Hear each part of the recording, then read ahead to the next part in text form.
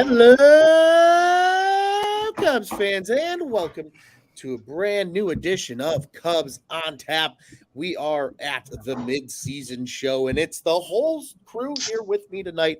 I in the middle am Ron Luce. I'm joined by the Cheese Man on one side of me over here, the Juice Man on the other side. And then we got Teddy Freddy, Mr. Pooper Scooper himself down in the other corner, and Nick joining us as well. Nick, we have no like thing we can poke at you right now. I think we're missing something.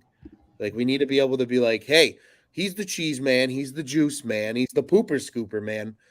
He's the new apartment guy. We're gonna have to come up with something for you. There you go.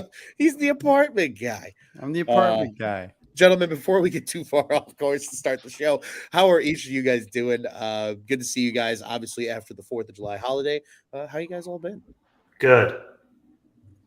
Just good. Well, Joey, you're muted. You're muted, buddy. Don't tell him. Let him just do the whole show. So, FYI, folks, this is going to be the most dysfunctional mid-season show you have ever experienced in your entire life.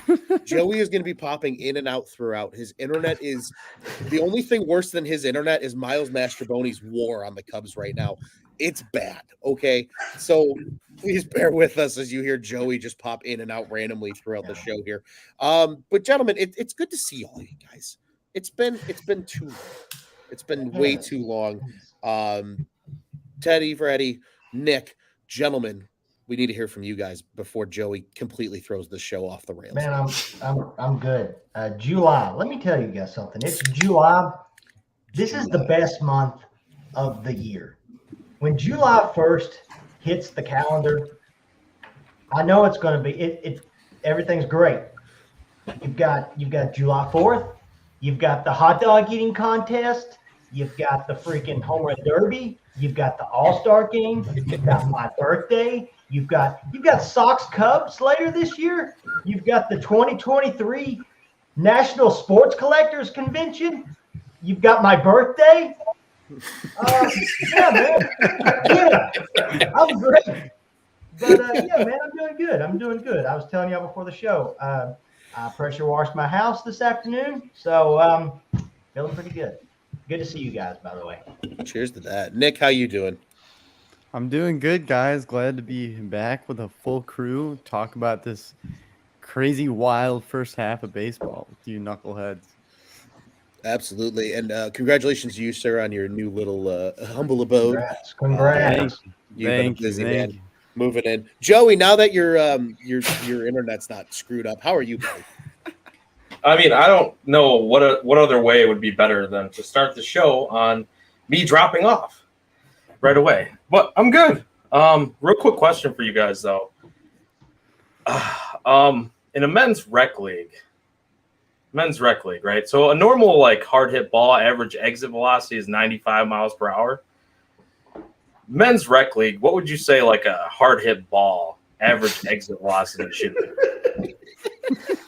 I would say maybe 75 miles per hour. Let me look on my phone. I guess that's got to be under baseball savant. It's got to be. They need a men's rec league baseball savant. And I'm good. I'm just going to say that I think I might have hit a couple balls 80 miles per hour or higher today. So I think they were hard hit balls. So, Joey, what you're trying to say is you're a rec league all-star. Is that what I mean? Yes. Midsummer Classic. Oh, yeah. Joey knows nothing. Joey knows something, apparently. But, gentlemen, it is good to see you guys, as mentioned. We got plenty to talk about on the docket tonight. As we told everybody joining in this live, get something cold to drink, crack them, and enjoy with us. It's going to be a longer show as we have a set of topics. We're gonna get to them at some point. This show's probably going to go off the rails 4 or 5 times. The boys are back in town. Everybody's together. And like Tyler said, it's the best month of the year. It's July. And we're going to have a good time talking about it here today. Gentlemen, let's start with the biggest piece of news. We'll get into the Yankees series here in a second. But for those that don't know, the Cubs have already been on the clock in the first round of the MLB Draft. They selected, I'm calling him infielder at this point. He's listed as a shortstop, second baseman. That is Matt Shaw from the University of Maryland. Big Ten Player of the Year. Lots of power, lots of slug. We had a really good quick touch point on this guy pre-show. Juice, you want to lead us off with what you think about Matt Shaw and some of the research you've done? Yeah, I think he's a great prospect. I think in terms of where the Cubs are at in their rebuild and stocking that farm system, he kind of fits a need. Crazy opposite field power. If you're going to talk about a guy who can go the other way with authority, this is exactly the type of guy. And to me, I don't think you can teach opposite field power. I think you could teach pull power. I don't think you could teach strength going to right field. And he has that. You alluded to it already. Infielder is a loose term as of right now. They're going to have to figure out where they're going to put him. Played short, played a little second, played a little third. Was a 2022 Cape Cod Player of the Year, Summer Player of the Year. I'd given some OPS numbers regarding his college to the Cape Cod Summer League that he had played. He was actually better with the wood bat than he was with the metal bat. So if a lot of these guys are dropping in and saying, oh, well, it's opposite field power is easy when, you're swinging the titanium out there. Yeah, but he was fantastic with the wood bat as well. It just comes down to two things for me with him. He has a huge leg kick, and it's a timing mechanism for him. And I don't know how the Cubs feel about that. Obviously, they drafted him for his power, and they drafted him for his swing. He has a great one. But you just wonder, is that something that they'll try to shorten? Maybe shorten the stride a little bit. He does have, a fairly large stride towards the ball, but it does help him in terms of timing, generate a little bit of power. And a position, especially with the way that this system is kind of lined up right now. There's kind of a gaping hole throughout all levels at third base. And I see him as maybe going that way, but there is a little concern about his arm strength because he was a 45 arm strength go into this draft, and that was his rating for his prospect ratings. But I'll say this, in terms of, you got a guy who is on the up and up, I think, a guy who, if this draft were next year and he were in next year's draft, he could have went much, much higher. But this is a very deep draft this year. There could be anywhere up to 15 to 20 players in this first round that make impact for for their teams going into next year. Watched a lot of him, and he was one of my prospects that I looked at the end of the day, and I said, I will not hate if the Cubs take a run at this guy. He's got a lot of opposite field power. And I think in terms of this system, if you've watched, I watch here in South Bend, try to catch as many as the Iowa games as I can. Same thing with, the Tennessee club and a little bit at the low A level. This is a guy that I think fits a need throughout the whole system. He's not going to solve it by himself. But these are the kind of moves that I think the Cubs got to start to make. They got to start bringing in some position players and guys who have some great opposite field power, add some power to that, and get kind of some corner infield slots rolling. They're really kind of weak throughout the system at first and at third. And I think that this is maybe their first step towards that way. I don't think he stays at short. It's probably a toss-up between second and third at this point. Yeah, and Joey, I know you're a guy too that keeps tabs on a lot of the prospects. What else do you have to add here besides what Juice had to say? Because what I'm gathering, again, I was atrocious. I will put my hand up and admit my flaws. Atrocious at keeping up with this draft class coming in. But to hear the positive reinforcement, not only from Juice, but a number of other people that follow baseball pretty closely, they say they really like this guy. I think you're in that same camp, no? A little bit. I mean, I think I started my process of looking at this draft a little later than normal.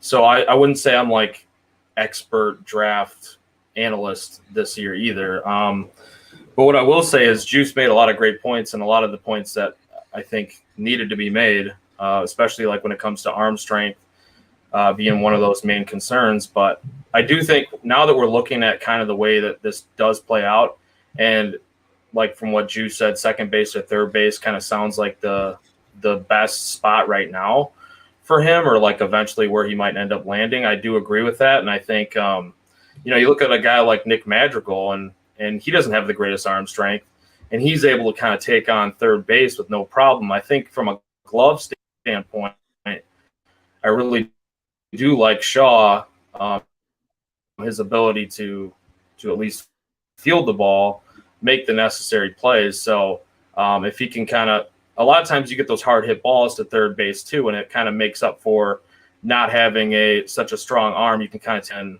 get the out. I do really like Shaw's bat. I think, looking at one of my buddies who I really respect their opinion too, Johnny Black, I used to write with him over at the Score Crow and then Primetime Sports Talk. He wrote him up in his mock. I can't remember the team that he mocked him to. I believe it was before the Cubs, though. And he said kind of the same thing, though. Very advanced bat skills, quite a bit of power in his bat. And then looking at it, too, like even in the Cape Cod League, didn't play a ton of games in that league. I mean, there's just not that many games to be played, but stole a ton of bags in that league, too. So I think it was over 20 stolen bases in that league.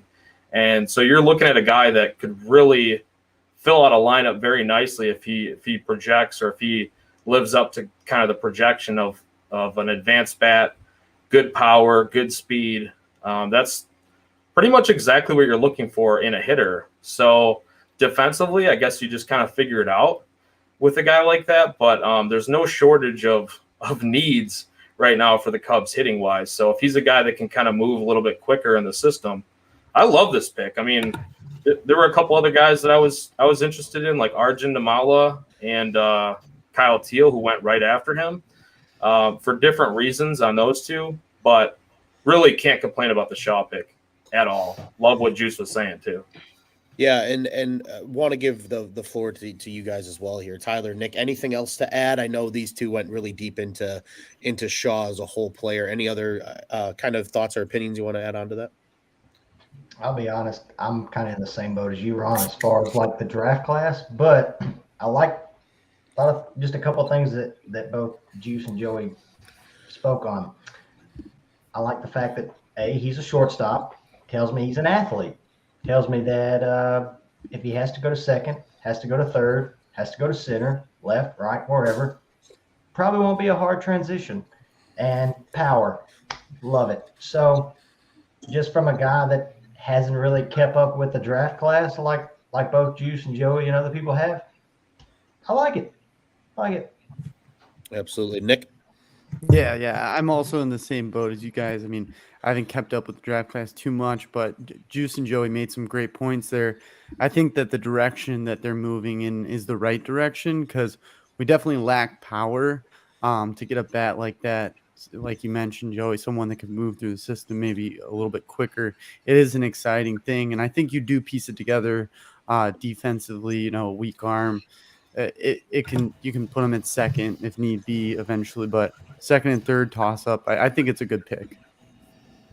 Absolutely. Agreed with you guys. Looking forward, actually, to diving in a little more on the player that is the newest Cubs prospect in Matt Shaw. Gentlemen, let's turn our attention to the Yankees series. Cubs come out of it with a series win. That's cool. That's tough. We love to see it. I think we've been craving a series win.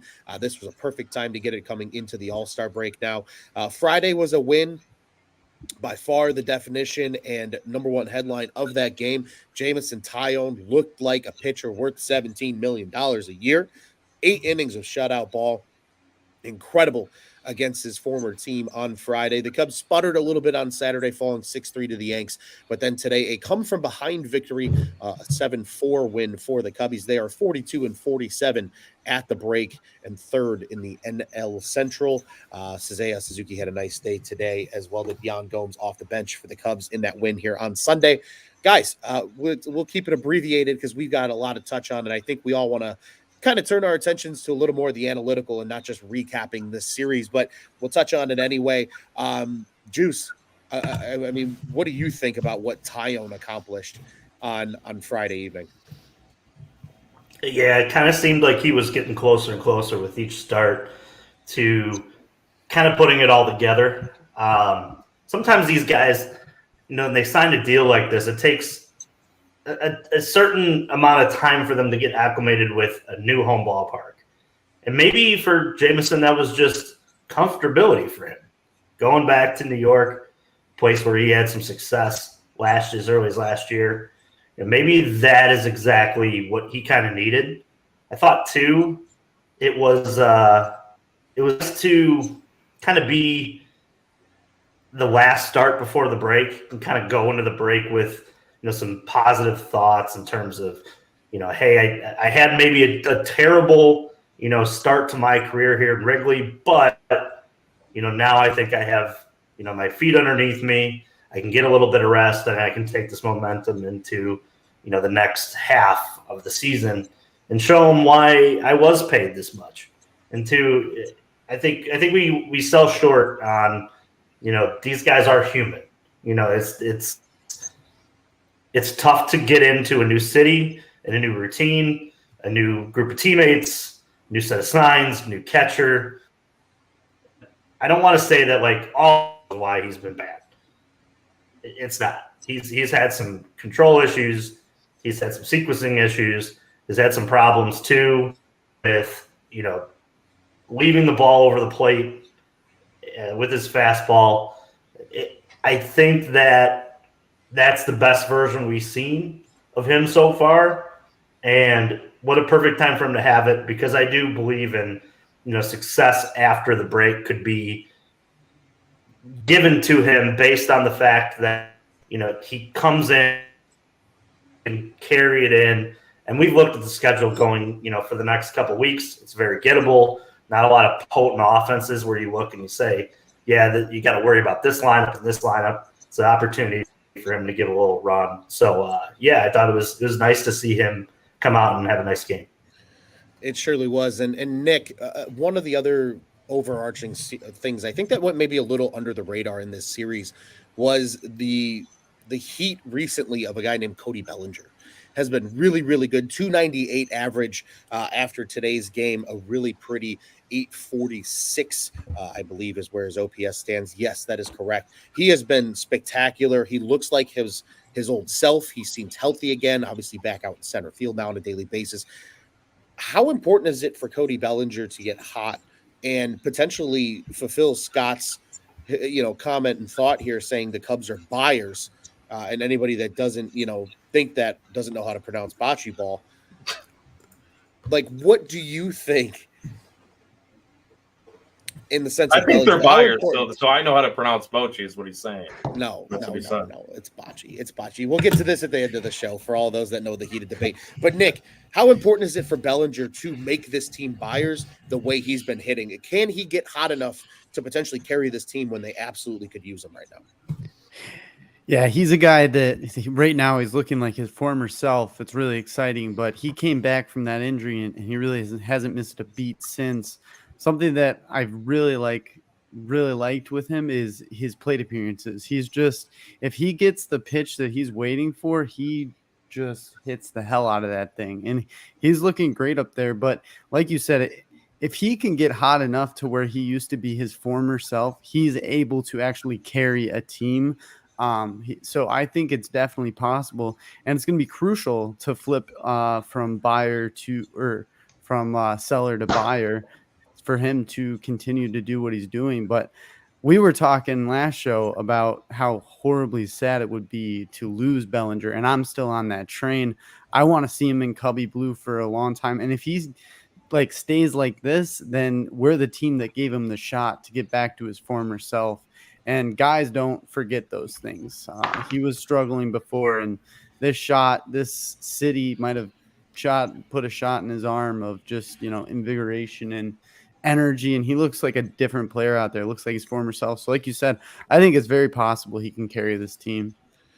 Yeah. And speaking of guys that, we want to see in Cubby Blue, I think a guy that we wanted to see come back, he signed the extension in the offseason, but he hasn't been the same pitcher.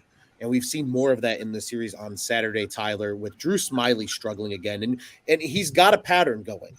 as this season has progressed. Through April, had a 3.21 ERA, looked really good, started to settle in. And then that ERA got even lower in May, 3.09, just continuing to look like the reliable left-hander that he was a season ago. But Tyler, in the last 2 months, June had a 5.81 ERA, and now in 2 starts in the month of July, an 8.22 ERA. Do you think we should start getting concerned after seeing the resurgence potentially of a guy like Jamison Tyone that Drew Smyly is on a potential decline? Pardon me. I don't want to say as far as decline for Drew Smyly, but seeing those numbers, because he's shown it in the past as far as he can be a solid number 3, number 4 in this rotation. With that being said, especially against a Yankees team this weekend that was without Aaron Judge, and to be honest, hasn't really been hitting the ball really good lately, and still got crushed on Saturday. It makes me wonder, and we'll probably talk about it later, if this Cubs team, if they are buyers, do we need to get another starter? Maybe. I don't know. But I'm hoping that hopefully the All-Star break is just the break that he needs to come back and be the guy that he was in May, because he's shown it. I mean, hell, he basically threw a no-hitter against the Padres, which I know the Padres hasn't been as well as everybody thought they were going to be at the beginning of the season, but still, it's the Padres. They're a solid lineup, should be anyways, and has shown promise like earlier this season too. So hopefully it's just a rough patch. Really want to, because if not him, then who? Yeah, incredible point. If not Smyly, then who? Yeah, I agree with you. I think the starters in this rotation have all kind of found their roles, and we know what Smyly is. But when Smiley's not himself, it can impact the rotation just as much as any other guy being off. And speaking of guys that maybe have been off but haven't been off, and you'll understand my conundrum and confusion here in a second. Joey, I want to turn to you with this question because I saw you have some dialogue about it earlier with friend of the program and also brother show, I guess we'll call them dingers, Mr. Jake Bunowski on Twitter, saying, what's going on with Seiya? Had a good day today. 2 RBIs, the home run and the win today. Got the offense started in this series finale against the Yankees on Sunday. What's going on with Seiya Suzuki? Because when you look at his Baseball Savant page, you wouldn't expect this to be a guy that is struggling in some of the ways that he's experiencing right now. And not that he's atrocious by any means, but a guy that I think the Cubs and the fans expected more out of.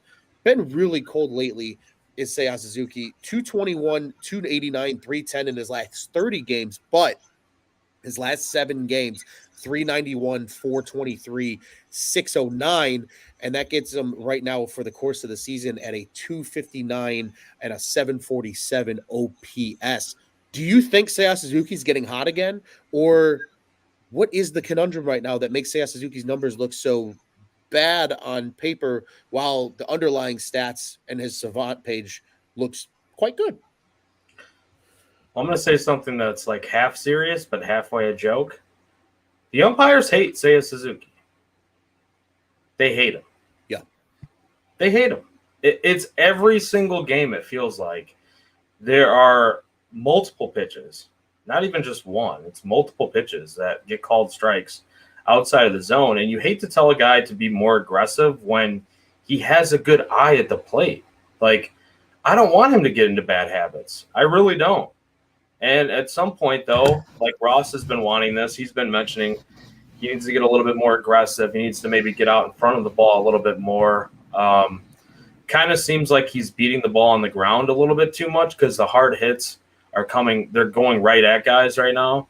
And that's part of the problem. But he needs to get more lift on the ball. So it was great to see that home run because maybe he is starting to figure out a little bit. But, you know, you kind of alluded to those underlying metrics. And, yeah, that's something that I posted because it's like you don't see this profile or put on Twitter. You don't see that type of profile with that minimal of results or just like median type of results. And it's not to say that he's been bad because for most of the season he's been pretty good, but he hasn't been the guy that we've expected or thought that he was going to be when he came over from Japan. So, like, the hard hit, I'm looking at it right now, 90 percentile, max exit velocity, 87th percentile, average exit velocity, 90th percentile.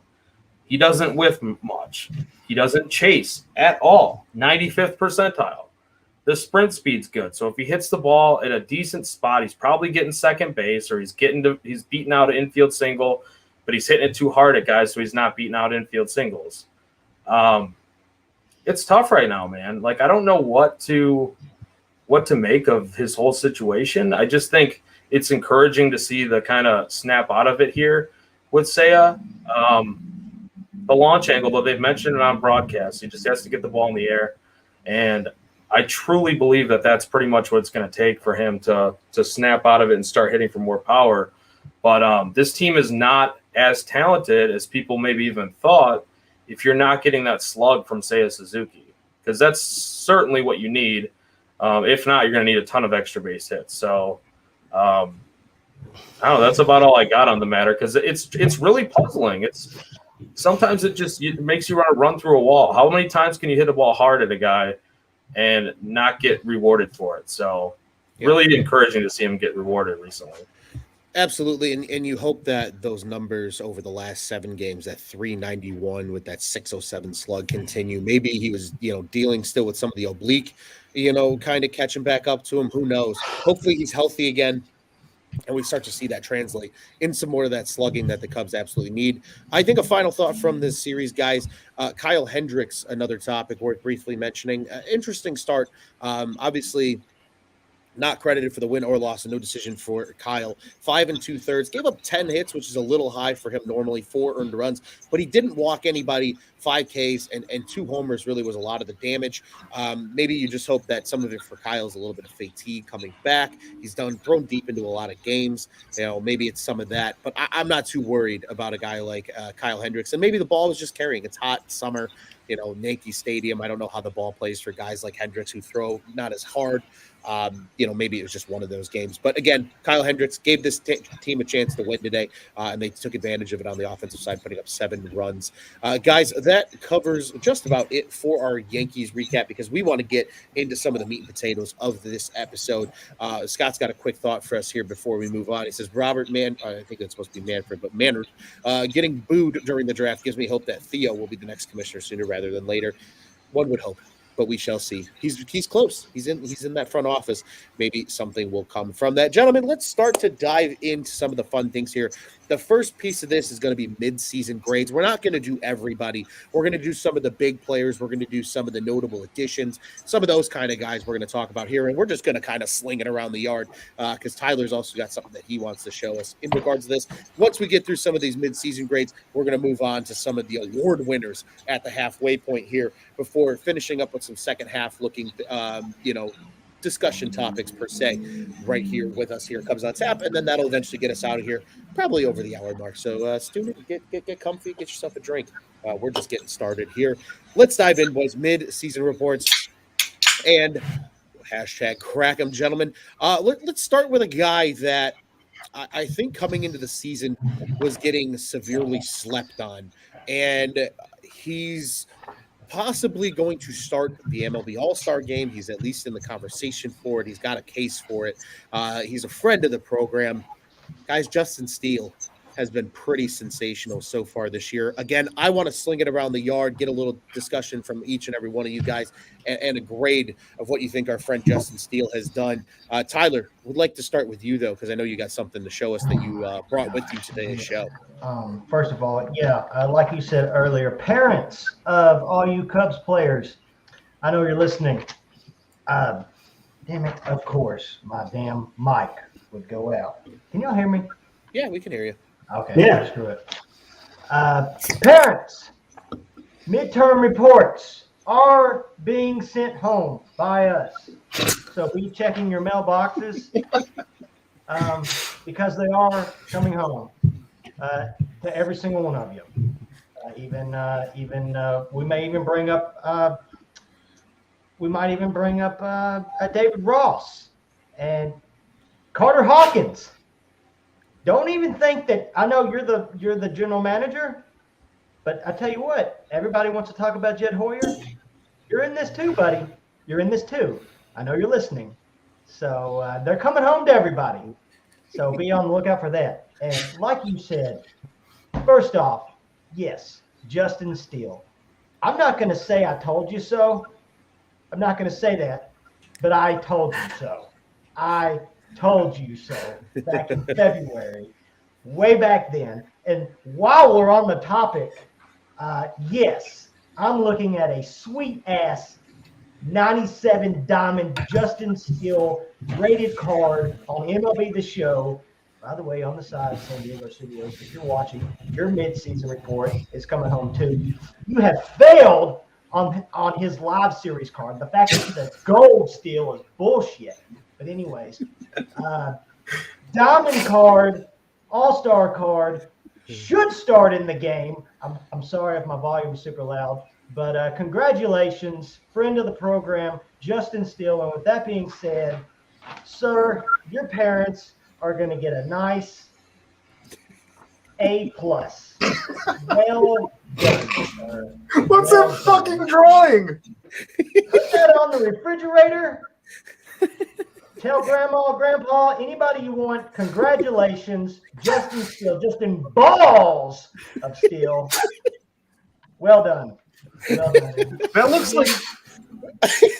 like something from Our Real Monsters. Is that from Our Real Monsters? I don't know. That's just how It looks like you, Joey. Yeah. Hey, look, it's Bocce Ball, not Bocce Ball. Oh Yeah. Well done, Justin Steele. Good job. Oh, Thank you. incredible.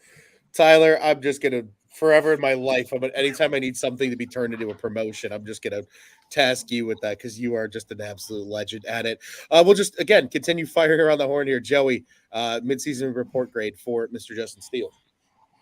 First of all, I take great offense to that, Tyler. Second of all, I don't. But second of all, A+, Justin Steele. That's it. A+. Fantastic. Keep it simple. I like it. Nick? Yeah, same here. A+. You can't go any lower than that. He's been the guy. Juice? A+. I think this is two-tiered too, because this is also A+ for the front office, because the Cubs have finally proven that they can develop homegrown pitching. This is also a feather in the cap for them as well. And it's kind of why I'm really optimistic for the future. I don't want to tie it all in together now but later, just to preview the take that I have, the fact that he's been so great, I think should be dual for both of them. I think that it should be A+ for the front office and his development, all the way down to player development, and A+ for Justin Steele, because he's been the guy. Yeah, that Mississippi fastball absolutely carried him to an A+ in my book as well, gentlemen. Well said. Justin has been an absolute rock star this season, and truly blossomed into an ace, which I don't know if you guys didn't know this, but we've been saying that as a collective unit since last season. Now everybody wants to jump on the bandwagon and say, oh, yeah, he's an ace. We do it the whole time. But we're ahead of the curve here, gentlemen. Another guy, perhaps the largest all-star snub of this season, and a guy we had some very interesting discussion on pre-show, is the man they first one they extended before the season. He's part of the best double play duo in baseball for the Cubs. He's currently manning his old position because of an injury to Dansby Swanson. That is one Nico Horner. Guys, I want to get into this. Joey, I want to start with you on this one because you brought up his WRC plus, and we had a very interesting conversation about WRC plus in regards to baseball, and as well as the player that is Nico Horner. What's your grade? And tell us a little more about, some of our conversation. And Juice, I'm going to cut right to you after, because it was you two going back and forth about this, about WRC plus versus WAR versus all that, but more specifically, Nico Horner in the season he's had so far. I mean, you could have made the argument that he's an all-star too, by the way that he's carried himself, by the way he's played. He's been exactly what the Cubs have needed as far as the bat to ball and just that RBI guy. I mean, he's leading the team in RBIs. He's just clutch. It's the clutch factor. It's everything involved with Nico Horner, the defense. And yeah, I do think the WRC plus was a little bit shocking for me to see today, because I wouldn't have guessed that he would have had a 92 WRC plus. And I think a lot of times people look at that as like an all-encompassing type of offensive stat. And I'm starting to look the other way on that now, even though it's very respected amongst the analytics community, I should say. And I still do look at that, don't get me wrong, but you're telling me that Nico Horner hasn't been as good, if not better, than some of the other Cubs players as far as offensively go. We know who makes this team go and who drives in those clutch hits and on a nightly basis brings it offensively, and it's Nico Horner. So I think they're just too much weighing that. OPS obviously weighs a lot into that WRC plus factor or equation. And I think, if he slugged even just a little bit more, obviously he'd be up there.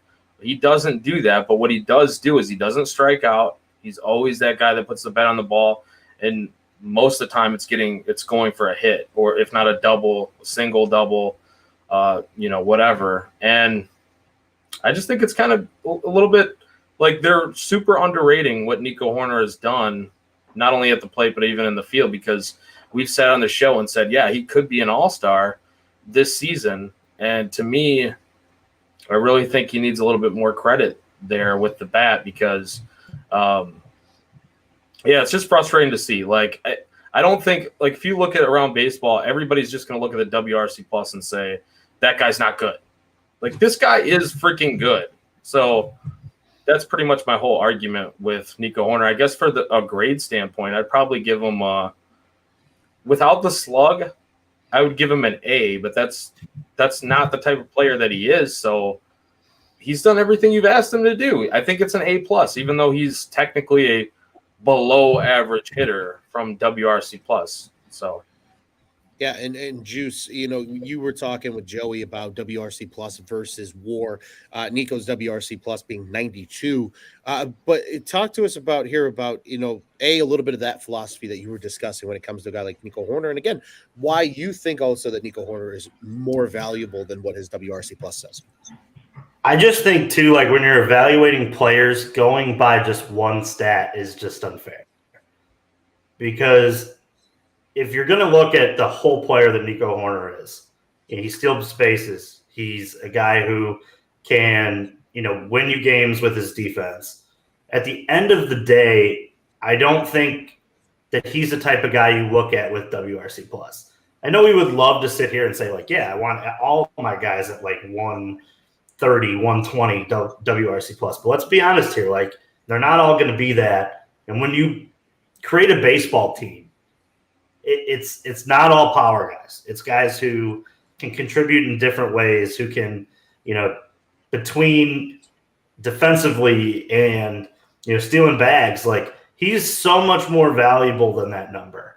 And that's why, like, I always thought that I look at WRC plus or WAR, because it evaluates both his defense, stealing bases. There's things, within the game that are just more than just the bat. And I don't know. I think it's unfair to look at certain guys and look at their WRC plus, because some guys just aren't built to slug, and that's just a stat that is 100%. Like, if you hit home runs, it's going to go up. And as much as I love Nico Horner, I don't want him to change his philosophy at the plate, because let's be honest, guys, like, he's been probably one of the top 2 or 3 clutch hitters for the Cubs this season so far. And yeah, that number doesn't look the best, but at the end of the day, you don't want to sacrifice what a player is for what a number would say if he tried to be something he's not. So I don't know. I've always looked at certain players need to evaluate by wins above replacement, and certain players need to evaluate by WRC plus. And I don't know. It's just my philosophy. You can evaluate everything how you want, but I just think that, like, when you're building a baseball team, it's not just like, if you built just based on WRC plus, and then you had to play the field, it'd be a totally different.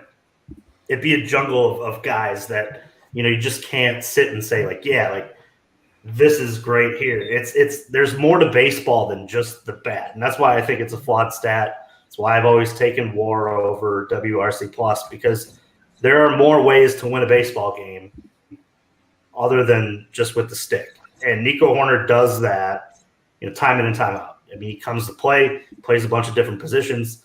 He is quick on the base paths, and there's just more to him than that number. And I think, I don't know, I don't want him to search for power too.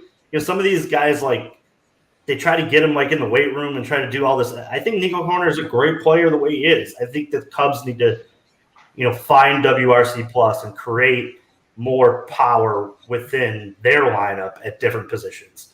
Like he's the second baseman type that I want. That's it. And move on to the next. Don't look at all the stats, because at the end of the day, I think he's the third highest win above replacement player on the Cubs right now, third or fourth. I mean, I'll take that all day from your second baseman. 100%. Juice, you got a letter grade for us? B. I'm going to go with a B. Okay. I dig that. Nick? Yeah, man, I agree a lot with Juice and Joey's points. One thing that I always think about with Nico Horner is when there are runners in scoring position and he is up, I like sit up in my seat because I'm just excited to see him up there. He is Mr. Clutch, and it's what the Cubs need. I mean, a lot of times we can't get those runners in. So to have a guy like that, it's very important. But what I like the best that you guys said is don't change the player. Like, he is good as who he is. Don't go and try to change his swing, change the launch angle to get that power from him. He's good enough to where the WRC plus doesn't mean anything to me, saying that he's one way or the other. I also think wins above replacement WAR is definitely something that you could take more. It holds more weight for me, at least because of the defense and the offense. And yeah, he's just been a great clutch guy, and I give him a solid A. I'd give him an A+ as well with the slugging, but you don't need it from him. He's your second baseman, and he's doing what he needs to do. Tyler? I give Nico Horner a B+. And that's a thumbs up. But here's the thing. I give him this B+ that's coming home to Mrs. and Mr. Horner. I give him this because here's what this is. This is a classic case of I'm pulling him to the side and I'm saying, look, Nico, I see your numbers right here. I see what you're doing. I see you're working hard. You've had to play short a lot this year, with Dansby out, and that's a lot to ask for a guy. I've already asked for you to do a lot, even before the season. You were playing short last year. You're playing second this year. I put you back at short because Dansby got hurt a little bit. Here's the thing, though. I know there's more in the tank. I know there is. You know it. You know it, Nico. And yeah, you have been good this year. To be honest, I didn't know he was leading the team in RBIs until either Juice or Joey, one of you guys, said it. I didn't know that. I know there's more in the tank. So take this All-Star break. Take this midterm. I hope he takes this B+ right here, and I hope he hangs it in his locker. Hell, I hope he puts it in his hat. I hope he folds it up and puts it in his hat under his bill so he sees it. And then comes out next half, this second half, and just crushes it, just kills it. Because I think there's more in the tank. I do. I think there's more in the but with that, like I said, with that being said, he has been solid this year. He's been very good this year. But I give him a B+ just because I know there's more. I know there's more. And you guys know it too. Absolutely. I love that. I'm going to go ahead and I'm going to give Nico also that B+. But I just want to go ahead and read to you some interesting stats, guys. Comparison of 2022 to 2023 for Nico Horner so far. In 2022, he had a higher overall slash line with 135 games played compared to the 81 he's played so far. Last year, 281, 327, 410. Get that fours on that slugging number. He was a 737 OPS player a year ago. This season so far, 271, 321, 376.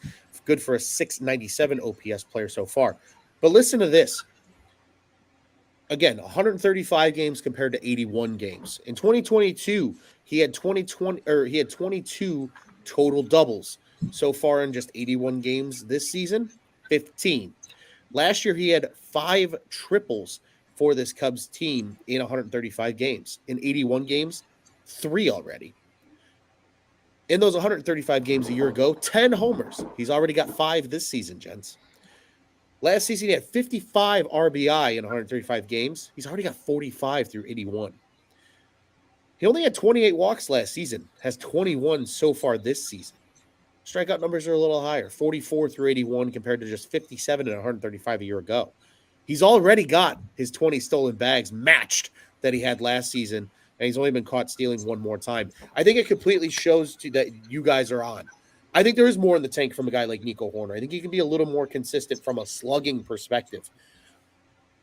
He is stepping up in all the right categories for this Cubs team. He's delivering extra base hits at same, if not better clip than a year ago. He's driving in more runs. He's walking more. Sure, he's striking out a little more. He's already matched his stolen base total. I mean, shit, at this point, Nico Hoerner's on track for a 40 stolen bag season. That's incredible, especially from a guy that's probably going to hit over 10 homers, potentially drive in over 90 runs, and bat somewhere in the 270s, but still be a below 700 OPS player potentially. It's banana lands. It's crazy. I agree, though. Ton of value there. I think there is more. I think it's a very lighthearted B+ in the sense of, hey, this is just the starting point, I think, for Nico Hoerner. Again, this guy's really only a second full season in the big leagues. I think a lot of people forget that because he has had so much limited time over the last couple of years. So Nico Hoerner, a fascinating case sample from the first half of the season. Gentlemen, our next player making the midterm reports after this player, I'm going to say we're going to do about 4 or 5 more before we keep this thing moving. But we have to go with the big fish edition from the offseason. Shortstop Dansby Swanson comes to the table. Obviously on the IL right now. The most he's been banged up in a few years as a baseball player, but I think expected to do more as a Chicago Cub. So far on the season, he is slashing 258, 343, 409, 10 homers, 36 ribbies, 15 doubles. He's getting the job done, and he's playing Gold Glove defense. Was an all-star selection, obviously won't play because of the injury. We'll spin it around the horn again. Juice, I want to start with you this time. What would you give Dansby Swanson as your grade, and how do you think his season's gone so far? I like the B+ grade for him. I think that when he's on the field, he's the leader. He's the guy who sets the tone. I believe he's leading the team in wins above a replacement right now. The only reason I'm not giving him a higher grade, I want to see him drive the ball with more authority more often now. I actually thought that we were maybe looking at a 30 home run guy at Wrigley Field. There were some stats that were showing that ballpark adjuster would say that a lot of the balls he hit last year would have been home runs at Wrigley Field. So I believe I had him around 25 to 30 home runs. He could still get there with a huge, second half. And if that's the case, the Cubs are probably winning a lot of ball games. But I feel bad for Dansby in some ways because I think that he's expected to be a lot, just like Nico, expected to be a lot of the things that they're really not the best at. And they're expected to take their game to the next level in terms of power and gap to gap stuff like that. He's a great player in terms of the defense and the hitting and the timely stuff, and he does all the right things. He's a leader. I just want to see him take that next step with the power and add that to his game because the Cubs truly at that point are going to have such a steal for what they'll have, in terms of if you look around baseball right now and the contracts that were signed, Dansby's been a gamble or not a gamble. He's been a bargain already. And if he can get to that 30 home run clip at that number in terms of ABV for like his value for his contract, it's you're stealing at that point. So I really do. I want to see him, slug a little bit more, and I think he will. I think as it heats up a little bit, gets a little healthier. He's not going to be in the All-Star game, so he gets this little break, which is nice. He can get healthy, come back, and expect a big second half out of him. If the Cubs are going to make the playoffs, they're going to need a big second half out of him. Absolutely. I completely agree with you. Do you have a letter, or you gave us the B plus? I like the B plus. I think that's a good grade. I might not agree exactly, but I like the B plus. Nick, we'll go to you, my friend. What do you got for Dansby Swanson for the season? Yeah. I'm also gonna go with the B plus. I think he's really solid. You know, he solidifies this defense. He's a really good all-around hitter. Gives you a really good plate appearance. Really professional at bats. I also would like to see him get a lot more extra base hits. I think he's fully capable. Not to say that we want to make him someone that he's not, like you were saying. But at this time in this lineup, you kind of almost need it. So that's the only reason he doesn't quite get that A. But he's a guy that mainly does stay healthy all the time. So this is kind of rare, but I think taking off break and everything, he's poised to have a big second half, especially if the Cubs stay competitive in the division. Agreed. Tyler. Dansby Swanson gets an A minus. Very well. Here's the thing. This offseason, you could argue that Dansby Swanson was the number 4 guy out of the top 4 shortstops that people were talking about between Carlos Correa, Trey Turner, Xander Bogaerts, Dansby Swanson. Guess who made the All-Star team? Oh, wait a minute. Not Carlos, not Trey, not Xander.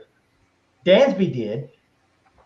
So yeah, Dansby, as far as all National League shortstops, top 3 in hits, top 3 in singles, top 3 in RBIs, top 3 in walks, top 3 in weighted runs created, and top 3 in games played.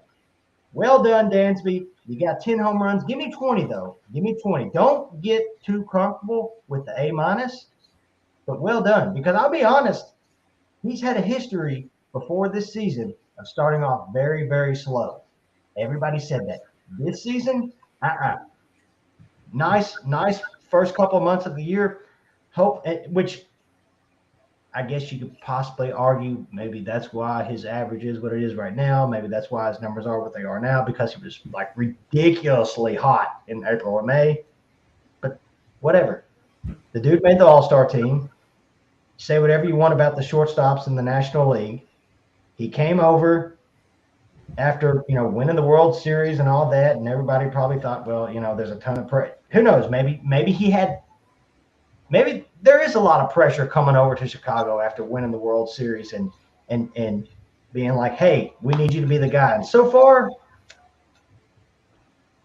I'm good with what he's done so far. So A minus. I like that. Joey.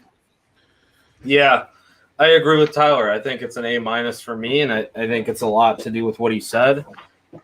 I also agree that I think that there's more in the tank power-wise, and that's why he's getting the A minus for me. It's the powers and it's the lack of steal so far that we've seen. Some of the times it doesn't really present itself, but we know that he's capable of stealing bases too. And with the bigger bags, with all the rules, I would expect him to steal more bases. And I really feel bad for him because right before this All-Star break, it kind of felt like he was about ready to go on a little power surge there. At least that's just kind of what I was feeling.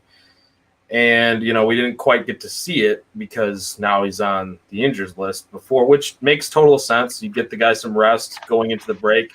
It's not like a crazy time off because you get the extra time off and all that. But I totally think that, not only just the pressure part of it, but how many times have we seen guys with a new contract, huge contract in their first year with a new team just struggle? You're seeing it with the guys that you mentioned, a guy like Trey Turner, who you wouldn't really expect it from at all.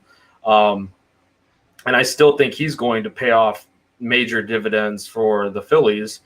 You're kind of starting to see him pick it up a little bit more as of late too with the Phillies. But yeah, I really think it's an A minus just because that power isn't quite there yet, just in-game power. And we know he's got it. So defensively, base running wise, everything's great, man. I think the rest of the lineup just they need to step up. I mean, I can't fault him for the rest of the lineup not producing like they should be. So, A minus, I think, for Dansby. Yeah, agree 100%. I like that a lot. I'm actually gonna teeter off here real quick, and I'm gonna go ahead and say I actually am gonna agree with Juice, and that being a B plus because agree with everything that everybody else has said. I think the one thing that I'm gonna knock him for, I think he's trying to do too much, and I think that is creating some of that issue for him because he's been great all season. He's come through in the clutch. He's hit as high as 2. He's hit as low as 5. He's delivered some power. He's playing elite Gold Glove defense. I think the one thing that's maybe missing is just the fact that he is trying to do too much, and that is affecting maybe some of those slugging numbers. Not letting things just come to him, trying to be the hero a little more often than not. I don't think that's necessarily a bad thing, but I think Dansby's going to play a lot loose plus there, that being the only knock. Otherwise, you can't be mad about what he's given this Cubs team so far this season. Gentlemen, speaking of another offseason edition, let's turn our thoughts and attention to Cody Bellinger coming over from the Los Angeles Dodgers, 1-year contract. It does have the option for year 2. Neither side is probably going to take that ultimately, but they built it into the deal as more of a safe zone than anything else. But he's been off to a hot start, nearly batting 300, a 355 on base percentage, a 491 slug, 9 homers in just 58 games played, 29 ribbies as well. Cody Bellinger has been spectacular, 11 stolen bags on top of that. He's been a sensation. I'll go ahead and quickly start with this one. I'm going to give Cody Bellinger an A minus, and the only reason I'm giving him an A minus and not an A is the best ability is availability. He's been hurt, and that injury obviously was a weird, funky play in Houston. That doesn't happen all the time. He missed a lot of time, and you saw it really impact this Chicago Cubs offense. Him being back, cemented firm in the middle of that lineup has, I think, done wonders for this group, especially over the last 10 to 12 games now, since he started to look like himself again and be healthy. A guy I would love to see in Cubby Blue for a very long time. I just need him to stay on the field the rest of the way. One major injury happens. What are you going to do? Deal with it. Need him to stay healthy the rest of the season, carry this team, and I really, really hope he's here after the deadline. But he's an A- player for me, guys. Nick, I want to turn it around. We're just going to go back around in a big circle again here. We'll start with you. Grade for Cody Bellinger. Yeah, man, I'm going to go with just a solid A for Cody. One major thing is when he was out of the lineup, you could just feel you felt the need for him back. And like you said, him being back and being who he is, it's really solidified this lineup a little bit, and I think it's really helped. But that's why he gets an A for me. I think he's been the prove it guy because we signed him on a prove it contract, and he's doing exactly that. So he's going to get a solid A from me. Tyler. Cody Bellinger gets an A minus. But with this A minus, I'm also throwing in like gift cards and stuff like that. Really like making them feel really good. Gift cards to Applebee's, Starbucks, all that kind of stuff to be like, good job. Copying good tickets. I don't know if you guys got those in elementary school. We did. They were copying good tickets. I'm giving them like 10 or 15 of those. Like, look, he's doing great. With that being said, though, I would like to see the power numbers. I like to see the power go up. I like to see the home runs go up a little bit. And I know Nick talked about it earlier with the Yankee series, and I'll bring it up just one more time. I'm so sick of hearing this whole trade Cody Bellinger talk. Like I tweeted it the other day. Like, I don't understand why we're not having all these conversations about extending Cody Bellinger. Makes no sense to me. Makes no sense. I don't know why in the world we're not sitting down with this guy and being like, look, what's it going to take for you to get here? I know we've got these prospects. We've talked about it for months. I get it. We've got prospects. We hear it all the time. But you know what you have in Cody Bellinger. You know what Cody Bellinger's been. You know what he can be. And so far, hell, Juice, me and you, the first day of the year in the bleachers, you looked at me and you were like, we were talking about Bellinger, like, man, I'm worried about this guy. I don't know about this guy. I'm not sure. I hope this isn't a bad decision. And so far, it's been pretty good when he's been on the field. 14 game hitting streak right now? Pretty impressive. I would have never guessed the guy would have had a friggin' 5-game hitting streak. Would have never said that this season. But here we are. The fact that we're not sitting here talking, or not us, but just the fact that there's not more people coming out saying, hey, you know, the extension talks, it just blows my mind. They were in New York this weekend, and all you could hear about was the Yankees. The Yankees really could use Cody Bellinger. Let me tell you something. Cody, you don't want to go to New York. You really don't. They're going to make you shave. You don't want to do that. And you're comfortable in Chicago. You're comfortable. Make sure I said that right. And that means a lot. That means a whole lot. So I really hope Jed, Carter, I hope you see that. Maybe, I don't know, hell, maybe during the All-Star break, and say, hey, look, you're comfortable here. You're hitting the shit out of the ball right now. We could use you. We could use you for years from now in center field. Hell, at first base. Why not? Because there's another guy playing first base right now that we talked about before the show that looks completely lost. We don't have whatever about him. But yeah, A-. Power numbers, let's boost them up just a little bit, but hell, extend the guy. Extend the guy right now. I like it. Joey, what's your grade for Cody?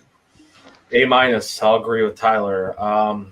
Kind of to your point about the availability, I think, is why he gets the A-. But also, like, he did have a little bit of a cold stretch there, mixed in with this all-around good first half season. And I think that if you don't have that cold stretch, you know, maybe some of the losing isn't as felt because you have that guy who's just kind of a consistent force in the lineup. But we've seen him be able to carry a team. And like you were saying, Tyler, I mean, the dude literally just forced the Yankees to fire their hitting coach. So, well, it wasn't just him. But there's a lot of factors there. But do you really want to go to New York when, you know, they don't have any guidance over there? Like, he's feeling comfortable, like you said here. So I think the one issue you're going to run into with Bellinger is you're not going to be able to extend him during the season with Scott Boras as his agent. But I would like to see them have that conversation. Real What do quick, you got? you're talking about New York. Is it the Cubs hitting coach now Cody's old hitting coach? Yes. Mm-hmm. That's a big deal. Or he was in the system with them, right? I don't know if he was actual. But Yeah. still, Yeah. that's a big deal. Yeah. You want to be where you're comfortable and where you're getting the good tutelage and what feels right for you. So, I mean, I'll say, yeah, only A-. I think it's really impressive, his bounce back, because I don't think everybody thought that he would bounce back the way that he has. And you guys have said it. Great defense all around, center field, first base. It doesn't matter where he's playing. He's going to give you that good glove, and he's got the speed too. I mean, he's got 11 stolen bases this season. So what more do you want out of a player than Cody Bellinger when you need that left-handed power? I think if you let him get away, you're letting a potential Kyle Schwarber type of guy get out of the building. And we saw how well that went with the power aspect from the left side. So I agree, man. You got to see what it takes at the end of the season, because I don't think it's going to happen during the season. I'll just say that. I mean, I would like it to, but I really just don't see it happening. Absolutely. Juice. So this one is the only one I'm going to give A++ to. And it's only because the two pluses are going to go to two people. One, it's going to go to Cody Bellinger. The fact that he came in, worked his ass off to get back to, you know, the type of player that he was prior to this stumble over the last couple of years. The other plus is going to go to the Chicago Cubs and development and realizing and being the group of guys within that front office to go, yeah, we can bring this guy in. We know what's wrong, and let's fix it. I haven't seen that in a long time from this franchise. And honestly, it's what all the great franchises that contend in every sport do. They bring in these guys that struggle, they know what's wrong, and they just get it through their head on how to fix what they're doing wrong. And Cody, props to him for listening, props to the front office for figuring it out. But this opens up a whole nother, door worth of the same type of players. Think of it this way. Some guys now, after Cody Bellinger's bounce back, may look at the Cubs and go, well, what did they do with Cody Bellinger and what can they do with me to get me right? And that's a great position to be in if you're a front office. And that's a great position to be in if you're development, because you're going to be able to get some cheap bargain guys that you can fix on the back end. And I think that that's how you win. You find these guys that, outperform their contract for a year to go somewhere else. Or, you find a group of players that have struggled, but what's wrong and you can entice them to come play. And I think that that's such a huge advantage for this team. It's just something that we haven't really seen in a long time from this franchise, if not ever. And that's why I'm giving this one 2A+. I would love for him to play more often, but with that said, injuries are injuries, and it's tough. It's a season that, like Ron said too in the beginning, was a freak thing.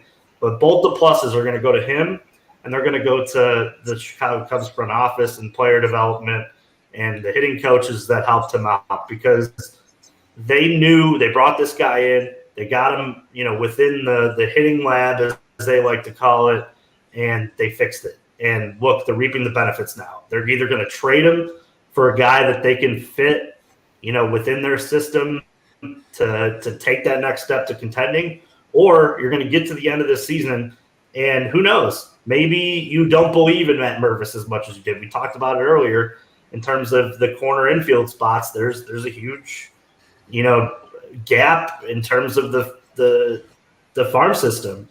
And Cody Bellinger plays a pretty good first base. Who's to say that, some of these prospects that are, man in the outfield don't go to the outfield and Cody doesn't go to first base or becomes a DH.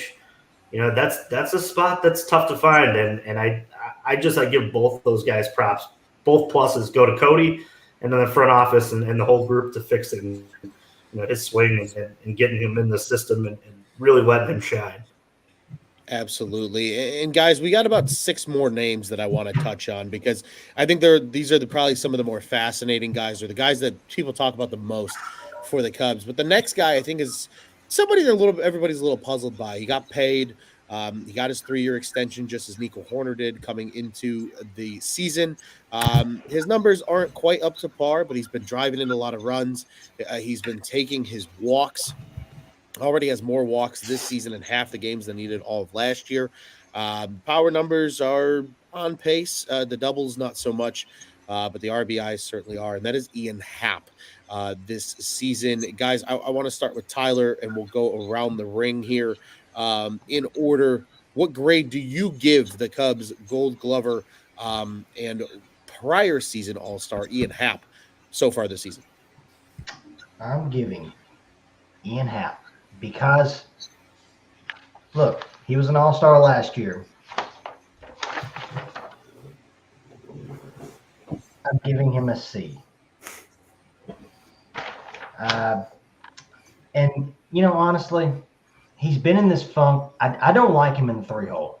I don't. And so that I get it. That's not on him. That's more of a David Ross thing.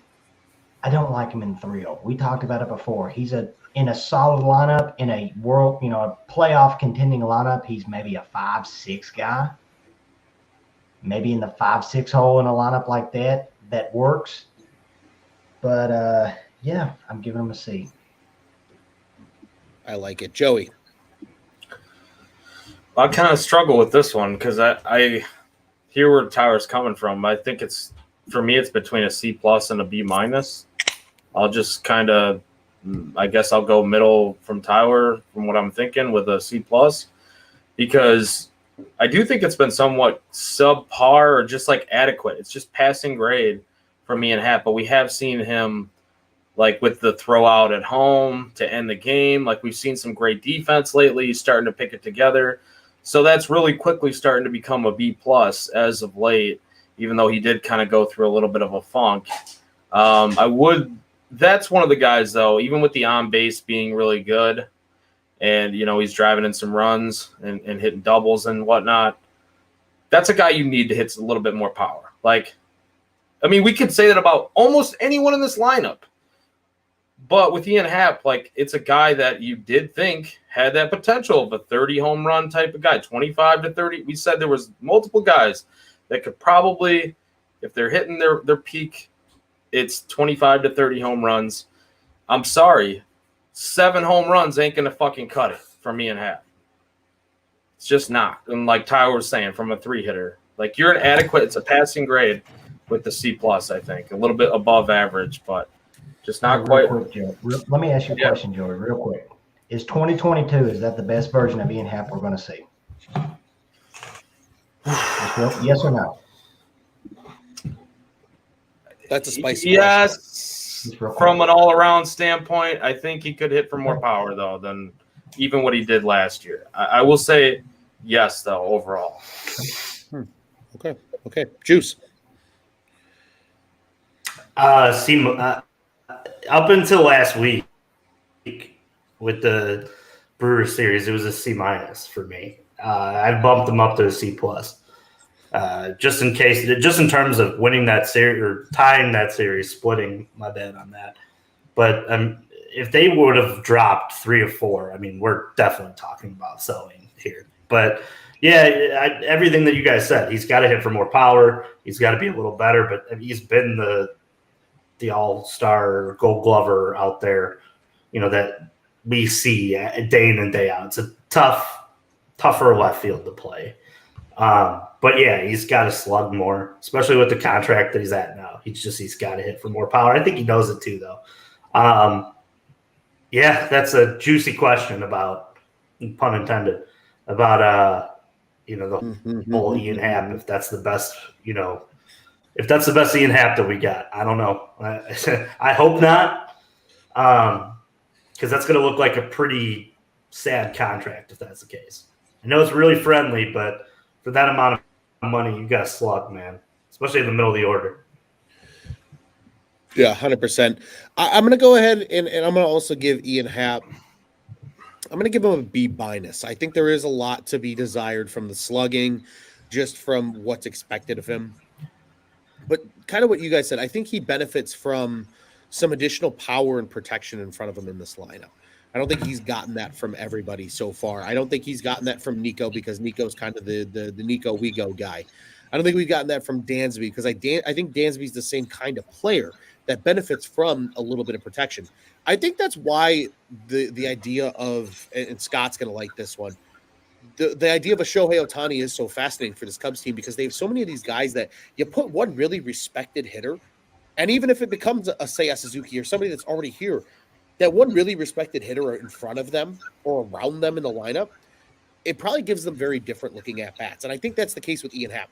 I'm giving him a B- though, because to me, Ian Happ has been very good defensively. He's taking walks. He's getting on base. He's still doing good things. I think at times he's just a little too passive.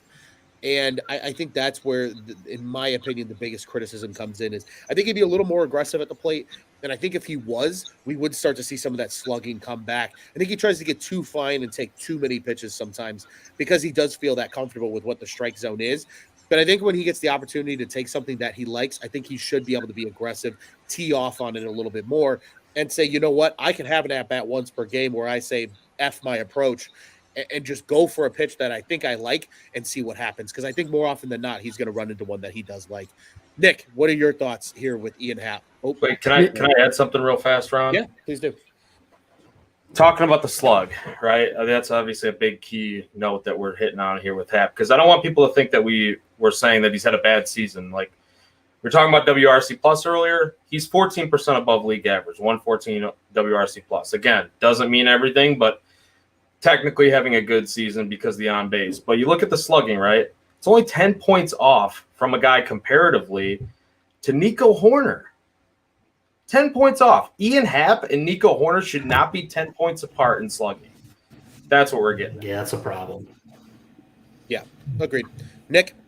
Exactly. Yeah, I fully agree. I'm gonna go just with a straight C for Hap. He leaves a lot to be desired. I wanted him to be more of an electric player. I mean, he's got elite defense. I think Joey mentioned those throws; those were just awesome. So he gives you those moments in the field. He's got that defense, but he's leaving a lot to be desired. I think he's getting a little too cute at the plate. He's getting a lot of walks, but I think he's passive, a little too passive at the plate. A little more aggressive plate appearances would be better for him. I think things will come. Slugging will come if he gets a little more aggressive. I mean, it's not bad to get on base. It's good to get on base. So that's why he's still going to be at the solid C for me. But he's leaving a lot to be desired. And I thought he was going to be a lot more electric and a lot more just in your head in these games. But he's been more of a background piece, solid, but not doing everything we need him to do. And like Joey said, it's way too close. You can't be Horner and Hap can't be that close with slugging. So that's a guy that you do need to slug a lot more. And I think with the rest and the All-Star break, he might come back and he could be that guy to put up 20 to 25 home runs. Maybe we'll see. Absolutely, we will see. Scott says sell the farm for Ohtani, of course, with an extension secured before the trade. Guys, I'm going to challenge us to speed this up and continue a little bit here. We got about 7 more prompts beyond midseason reports here that we want to get to. So a little more rapid fire. We got 5 more players to touch on here. My favorite, the one I'm most excited to hear from you guys about, it's Trey Mancini. I want to know what everybody's feeling about Trey Mancini so far at this point. You know why? Because the man made me put a Mancini on because of one of Jeremiah's bets, and he's not even in the comment section with us tonight. I'm going to call out our friend Jeremiah. We were at convention when it happened, and he signed. I want to know your thoughts, gentlemen. We're going to spin this thing around the hoop here. Nick, we'll start with you. Trey Mancini, what's his grade from you for the season? It's real close to an F. I'm gonna give him a D- for sure. He's someone that I was really high on coming into the season. I thought he would be a little bit more of an impact player, but yeah. Up until the London series with the defense, it wasn't as glaringly bad, but he's kind of fallen apart now. He just doesn't look like he knows what he's doing right now at first. But as a hitter, he is just a black hole in the lineup sometimes. So I think that at the corner spots, especially first, there's got to be some serious thinking and brainstorming at what's going to happen because he's not your long-term answer. I don't even think he's your short-term answer right now. He just does not look good up there. So yeah, it's D- for me. Tyler. I agree. He gets a D. A D. The most excited I was as far as Trey Mancini was when we were all like 50 beers deep at CubsCon and we signed him. We're like, oh, yay, awesome. And ever since then, he's shit the bed. Let's be honest, we can probably count on 3 fingers how many big hits he's had for us during the season. Other than that, he's literally cost us at least 2 games, probably more. He looks lost at first base. Hell, he doesn't I just hate watching him at first base because he looks so lost.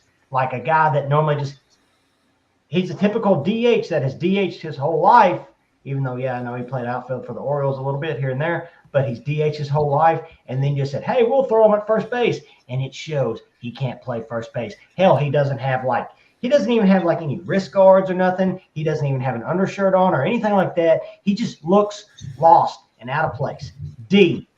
Real quick question, though, for all you guys, and you can say it real quick. Is he on this roster, on the Major League roster by the end of the year? Yes or no? No. Okay. I don't fucking know. I'm going to go with no.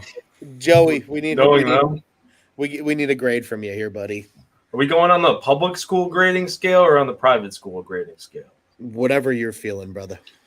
All right, I'm going to give him a 69, although it's not nice. I'm going to say that's an F in the private school grading scale, I believe. If it's still, I don't know. But pretty sure that's a D in the public school grading scale. So maybe he needs to be like a 60. He's like a D-, dude. I don't fucking know. Mancini has been terrible. Let's be honest.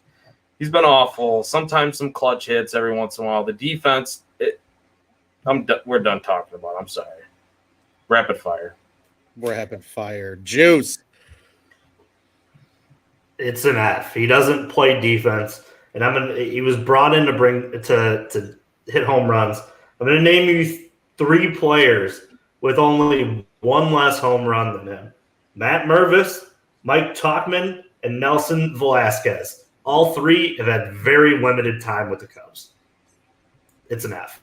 He fails. He can't play the position, and he's a designated hitter that doesn't hit home runs. So yeah, it's a fail. What was one of the names you said, Juice? Nelly V? Yeah, should they let him swim?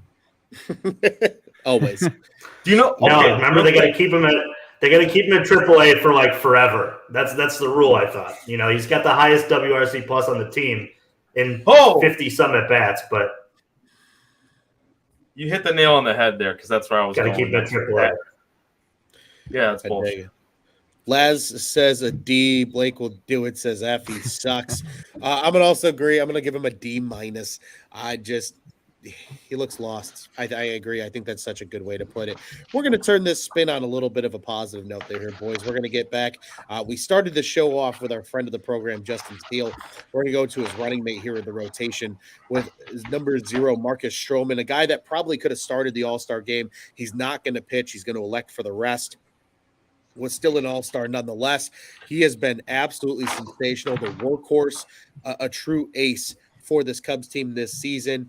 Tyler, we're going to let you start with your midterm report here for Marcus Stroman. I'm giving him an A+ as well. Every time he pitches a baseball and we haven't extended him, his price goes up. And I don't blame the guy. I don't blame him. I don't blame him for not pitching in the All-Star game. He knows the situation he's in. He knows he has the power right now. The more he pitches well, the more that number goes up. Is he here by the end of July? I hope Anyone? so. I hope so, but No. let's gun to your head. No. Not really. Gonna say no. You know. No. Okay. I'm going to say no because even he Yeah. seems willing to get And traded. he's a guy, I'll be honest. But at the same time, let's go back a little bit. If this is a playoff contending team, is Marcus Stroman your ace? Probably not. He's a 2, a 3, probably. But with that being said, dude's pitched his ass off this year. Yeah, A+. Would be shocked if he's gone. Absolutely. Joey. Well, he might piss his ass off too if he says he's a 2 and not a 1 because he has pitched like a 1 this year, Tyler. So Stroman, yeah, A+ for Marcus the Stro Show. I think definitely deserving of that this year. 100% Juice. I don't think he's going to be with the team in July, but I'm going to say this right now. I bet you he's back in free agency. Love it. Nick. Like that juice. Spicy. I like that juice. I like that. I'm going A+. Straight up. I like it. I'm going with an A+, and I'm agreeing with Juice because not only is Marcus Stroman going to get traded at the deadline, he's going to accumulate some really good assets for this Cubs team. I mean, really good assets. We're going to sit here and be like, son of a bitch, Jed and Carter, you did it again. You got something good for the guy. And they're going to talk. They're going to talk beforehand. They're going to go, and what that little is going to be, hey, Marcus, we're going to re-sign you as soon as free agency opens. Let's agree on a number now, and we're just going to pay you that when the time comes. Stroh's going to be here for the long haul. They're going to go out and get Shohei Ohtani. Vibes are going to be really fucking high in Chicago. Marcus Stroman gets an A+ for me because he's going to be a Cub for life, and I can't fucking wait. Yeah. Love Is it. your mic okay? Let's yeah, my go. mic's fine. I was banging on the bar, not the mic. But gentlemen, with Marcus Stroman getting very high regards from us, a guy that's probably going to command some polarizing grades, and I'm very intrigued for this one. I like to hear where this goes. I'm going to let Joey start this one off. We're going to start with Jameson Taillon.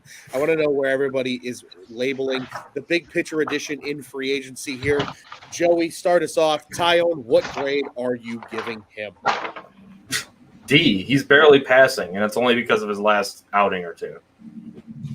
That's it. It's been disappointing, man. Like, I don't know if are we going through the reward or the awards? Are we doing that still? Oh yeah. Oh yeah. Okay. Baby. So yeah, I've got something for my awards too, which I'm sure we might be like consensus picking on that. But dude, he finished the first half with an ERA over 6. So great last outing, but you need to step it up. So that's a D for me for Tyone. D for you. Juice, what do you got for him? Yeah, D. He's been pretty awful. It's tough to watch him pitch. He seems in between himself right now. I'm going to cling on to hope that he figures this thing out, because I would hate to look up again and see another Tyler Chatwood-esque contract that really, really sucks. But hey, to each their own. Hopefully the last start was the step in the right direction. Agreed. The sour juice comment was for the last one. I just wanted to bring it up because it's fun to call juice sour juice. I'm going to go ahead and give Jameson Taillon a C. And the reason I'm going to say it's a C is because he's had weird starts. Juice and I have had this conversation a couple of his post games when he has started. There's time. I said this to somebody the other day when I was talking to them about Taillon. I said, Jameson Taillon is a tale of two stat lines. Because when you look at the stat line of innings pitched, walks, and Ks, you would swear every one of his starts are really good. He usually goes 5 2/3. Maybe he gives you 6. He went 8 the other day. No walks, 1 walk. I've rarely seen him more than 2 or 3 walks in a game. And like 6 to anywhere from like 5 to 9 Ks on a regular basis. But then you look at his hits and his earned runs. It's 7 hits and 5 fucking earned runs. It's maddening.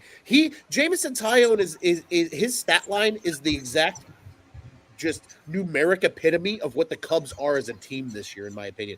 They're the most confusing fucking thing on the face of the earth. And it's a little foreshadowing for later from something that's going to come out of my mouth. But I think Taillon's had good things in every one of his starts. He just gets hit hard. And I don't know what it is that's creating him to get hit hard. It feels like there's 1 or 2 little nicks and cranks they can make in his mechanics or the way he's throwing or his sequencing or whatever that's going to turn this thing around. And I think it'll be really interesting to see. Laz says C means he's average. He's far from average. And for what he signed for, D at best. That's fair. Yeah, and like Blake Will Do It said, he's good when he commands that fastball. He's clearly working on something. Like, he's a better pitcher than this. The numbers show it. It's maddening. I'm going to give him a C, and that's my reasoning behind it. Nick, what say you on Jameson Taillon?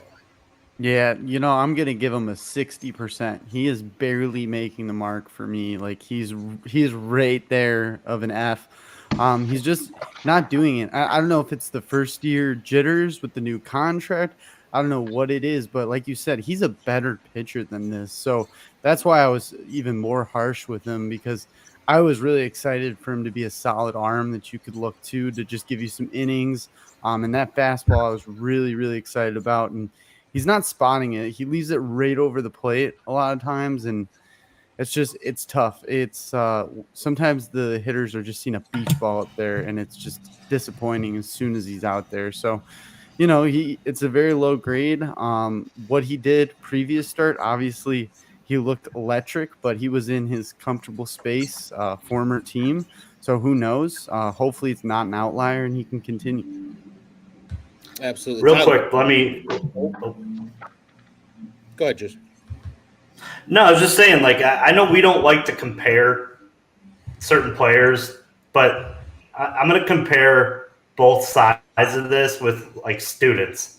So if we're teachers giving grades, sometimes you have to compare one student to another, and the amount of money they paid for him and the amount of money they could have paid for a guy like Senga still there, and Senga's going to the All-Star game. So this is what we need to, when we're evaluating him, this is what we need to do. And Taiwan Walker. That's why I said F. Right. Fair. Tyler. I'm giving Jameson a D. I've shit on him all season long. I will continue to shit on him in the second half, me and my dog, if he continues to pitch like he did in the first half. Yeah, he had a good outing against the Yankees. Mind you, a Yankees offense that has been struggling. Aaron Judgeless. And yeah, to Juice's point, I wasn't a fan of the Jameson Taillon signing. Was not. Haven't been a fan of the Jameson Taillon signing. I tried to be, really tried to be. You had Senga. You had Michael Walker. Joey, you said Taiwan Walker. There was Nady Baldy. There was other options out there. Whoop-de-doo, whatever. The only thing is, I'm going to be really upset. I'm going to be so pissed off in this second half. If we shit the bed in the second half, we sell off a lot of our assets, and we're like, yeah, we're throwing in the towel, blah, blah, blah. And then he decides to pitch well. And if he does, I'm just going to be like, whoop-de-doo, whatever. Good for you, Jameson. Doesn't mean shit. You didn't pitch well when we needed you to. Real quick, I'll try to make it fast because, we're trying to just several of his outings this season. 4 innings, 3 earned runs. 5 innings, 4 earned runs. Let's see here. 3 innings, 3 earned runs. 2.2, 4 earned runs. 5 innings, 4 earned runs. 2.1, 6 earned runs. 4.2, 4 earned runs. 5.1, 4 earned runs. I could go on and on. 5 innings, 5 earned runs. 5 innings, 4 earned runs. 5.1 innings, 4 earned runs. You get the pattern. It's old. It's getting old. But yeah, D for Jameson. For J Blow.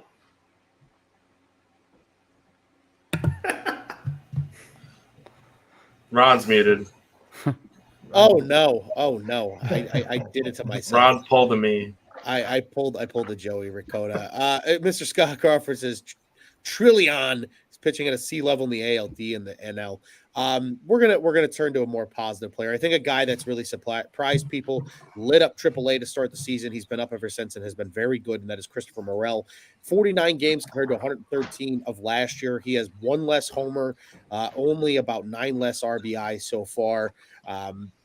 His average is better. His on base is better. His slugging is over 100 points better. Just looks like a different player so far for this Cubs team this year. We've seen times where he's been able to carry this team from a power perspective, and I think everybody's been very excited about him. I'll give a quick start to Mr. Christopher Morel.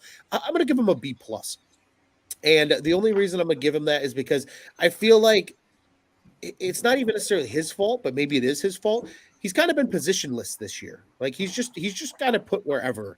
And he's the type of guy where if they really need that slugging and he's going to be in the lineup on a consistent basis, he needs to play somewhere every day. And I kind of want him to play third. Madrigal's hurt. Wisdom hasn't given you much.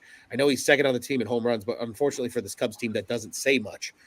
I would love to see Morel there more regularly, him continue to work on the glove, just be more reliable, I think, defensively. We've seen him a lot of DH this year. Last year, they just needed an athlete in center field because their center field was atrocious. Now you got Bellinger out there. Morel goes kind of positionless as a result. So for that, he's getting a B+ out of me. The bat's been great, though. He's been giving the Cubs the power they need so far. So I got a B+ for Mr. Morel. Nick, what do you got for Christopher Morel? Yeah, I also have a B+. He's been giving them what they need. I want to see more plate appearances out of him.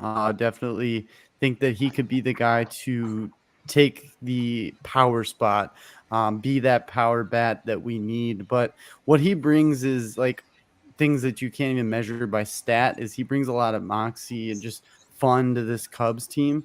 And it's something that they desperately need. They need the good vibes. They need that momentum. They're a team that can function off that. So B+. I like it. Tyler. Call me crazy. I'm giving him an A+ for a guy that started the season off in AAA and then bumped him up and said, hey, we need you to do this, and this as far as positions he's playing, and to smack 15 home runs and have a near 900 OPS. Congratulations. Good job, Christopher. I agree with you. Luce. I want to see him play third consistently. I think if he had a set position, I think we might even see even more out of him. But because of the way he's bounced around, he's had to bounce around, and that's not his fault, like you guys said. Still, I'm giving him an A+ for just him being so young, jumping up and doing this. Good for him, man. Yeah, just 24 years old. Joey? Yeah. Actually, I agree with Tyler, but I don't want to say plus. I'd say probably a minus because I think there's still a lot to work on. But, I mean, you look at it, he's leading the team in home runs, 15 home runs. We talk about WRC+. We've been mentioning that all show. But unless you're counting Nelson Velasquez's 13 games, he's first on the team in WRC+. I don't think we're counting Nelly V's 13 games really that seriously. So the underlying stuff too, the reasons why we really like Seiya to kind of pick it up here, all the underlying stuff from a hard hit perspective and barrels and exit velocity, like it's all there for Morel. So kind of to your point, Ron, finding a position, maybe the comfortability now with being able to DH, that's helping him a little bit now as opposed to like how he was earlier, kind of dealing with that. So yeah, I'll give him an A minus, all things considered, because I think after last year's performance, I feel like he felt he should have been on this opening day roster, and it's clear that they made the wrong decision. He probably should have been. Yeah, probably should have been. Juice? Yeah, I'm going to go B+, and I think it's a very impressive B+. I've been yelling for him to play third since he came up. I think that's, in terms of where we're at here in the organization, you look up and down the farm system. I've alluded to it several times over the show. They're horrible at the corners around the whole farm, and give him a shot. Why not? I think the bat may get better with him having just normal, defensive positions as well. I'm also going to say that I know it's odd, but he looks oddly good at second base too. Like for some reason, he cannot figure out third for the life of him. But the whole idea of like the second base thing, and I think that I don't know where I heard it, but the whole moving Dansby to third idea, I don't know where I heard that, but somebody was like, "Oh, why don't you put Morel at second because he's comfortable there, and at short you can rock Nico Horner, and at third Dansby Swanson." I'm not a fan of it, but it does make my eyes kind of go, it's an idea. Finding a spot for him to play is really important in the second half. See, I was hearing that too, but I was hearing Nico at third potentially and Dansby at short, which I wouldn't hate that either, but like that could bring up a whole nother conversation of like how much do we love the middle infield? Are we willing to me, you can't bust it up. You got to play him at third, but it just got my gears turning in my brain of like, could you really kind of move this infield around? And they're trying to do that and giving him reps at first base too. Remember that whole run where he was, taking, early infield practice at first? Like they're just trying to get that bat in there and trying to find, but I think they're confusing the hell out of the kid by throwing so much shit at him. Like if you want him to play third, he clearly has the arm to do it. So work him at third. There's nobody on this roster that should be playing third more often than him. There's just not, especially where we're at. I mean, let's be honest, guys. Like they're going to have to win 58 games in this back half of the second half to like have a shot. No, like that's just not how it's going to roll. So at this point, pencil him in at third every day with pen, please. Agreed. I like that. One last guy for all of us here to discuss, gentlemen, before we move on to our rapid fire midseason awards, is Seiya Suzuki. I think a very fascinating player so far this year. We touched on him a little bit earlier. Joey, I'm going to give you the floor here first with Seiya. What is your grade for him so far this season? Man, he's just a tough one to grade. I feel like I want to give him a better grade than what he probably realistically gets from actual production. So I'm going to say C+. It's just not quite what we expect from Seiya. And yeah, I mean, underlying metrics are underlying metrics. They're not actual metrics. So C+ for Seiya. I love him. I think he's going to turn it around, and I'm hopeful. And I'm hopeful for the second half, but we kind of were last season too. So C+ for Seiya for me. Juice. Yeah, I'm going to go C. I'm starting to get to the point where Seiya Suzuki, where the Cubs seem like they signed a guy, not the guy. And that's a problem because I think a lot of us thought, when he came over, they were getting a bargain on the guy.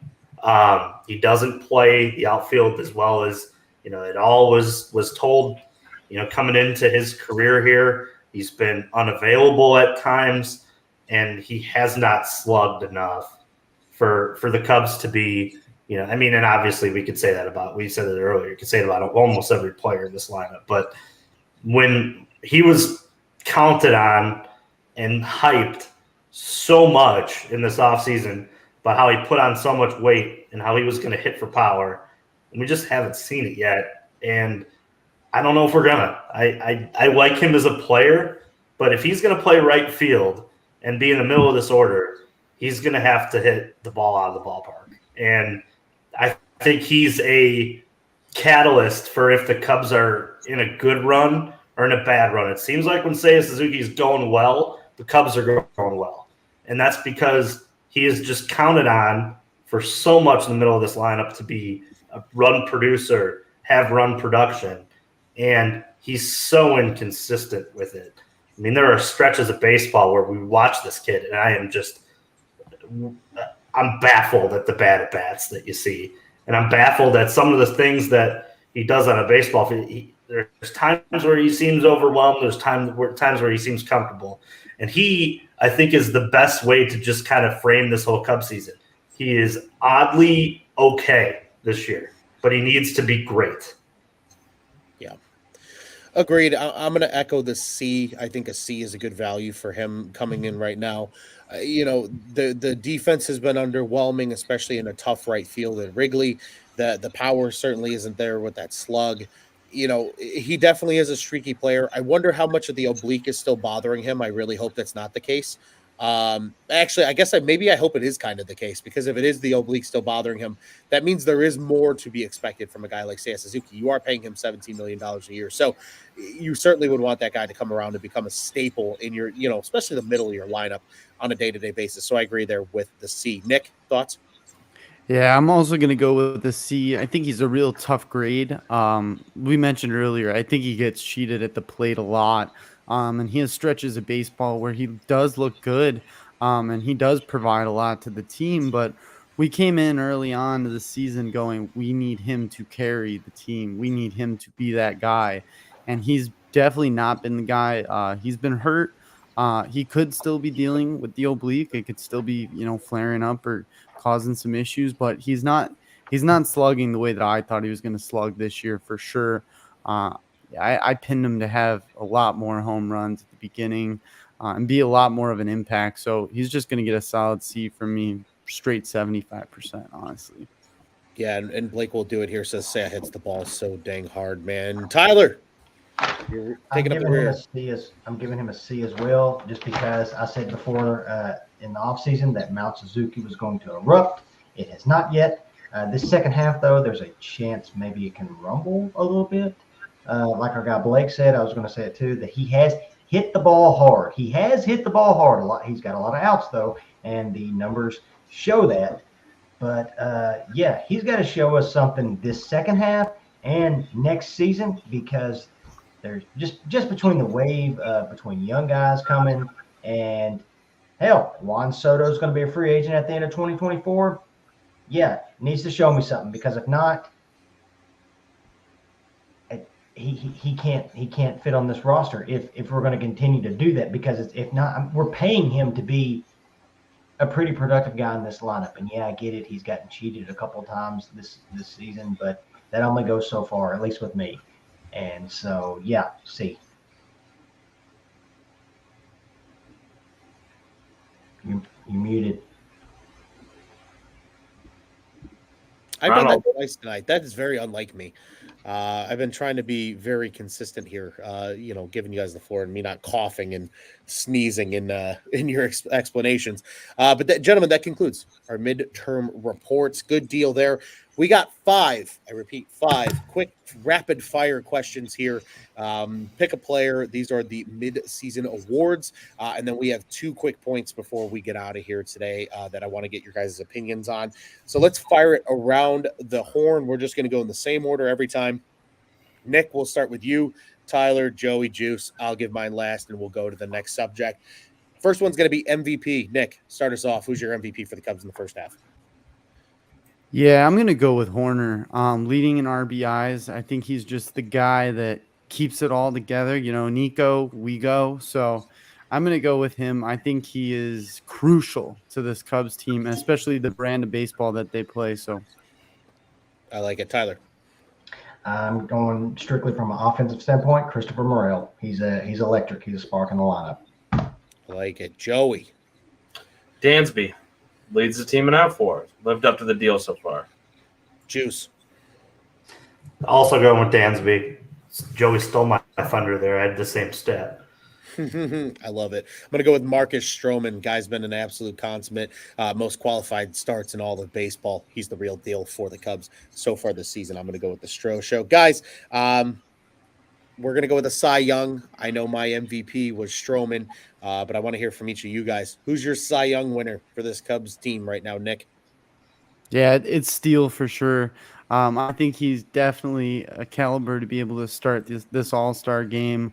I think politics are going to not let that happen, but I think he is the guy for the Cubs, and to have that strong left-handed pitching, it's something that we really needed to be solid. So, yeah, Steele. Tyler. I'm going Justin Balls of Steel. Who else?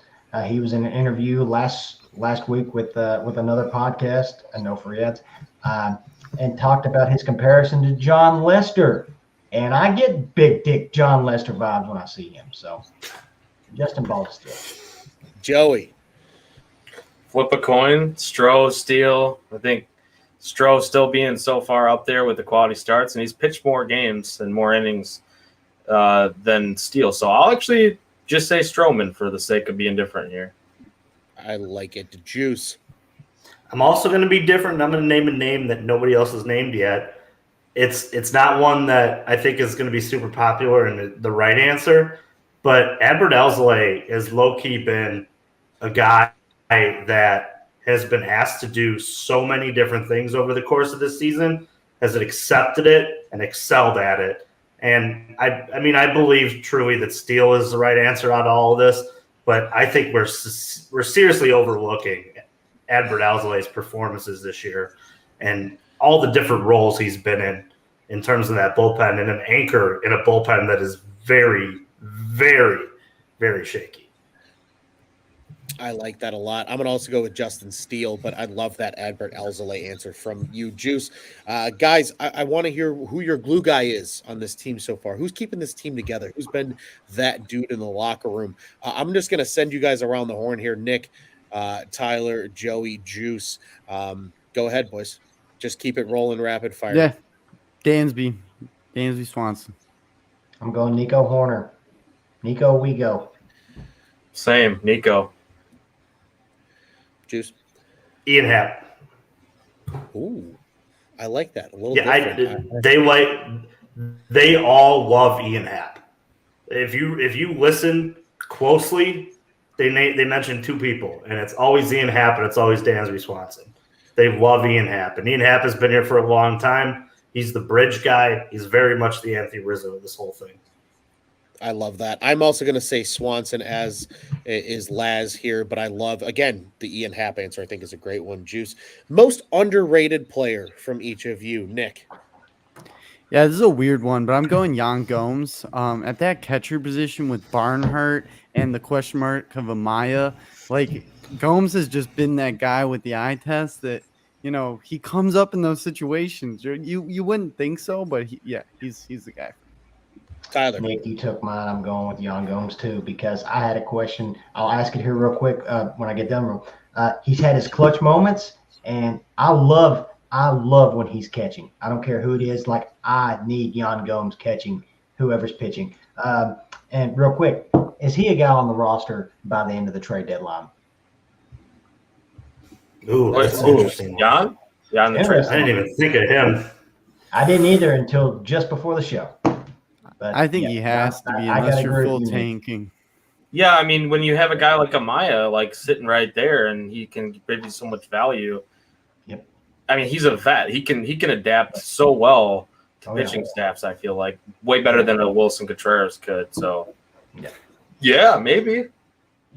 Who you got, Joey? Could be. Man, I love that you guys said Yan Gomes because I was like torn on that. And I also wanted to mention what Pat Hughes said on the radio today. Yanni on the spot. Fucking love that. Yeah, that's a good one. Like, Pat was just cracking me up, man. Like, and he also called. He was like right before when Vic Talkman scored on a sac fly, and Nico advanced to third, like super heads up, smart baseball.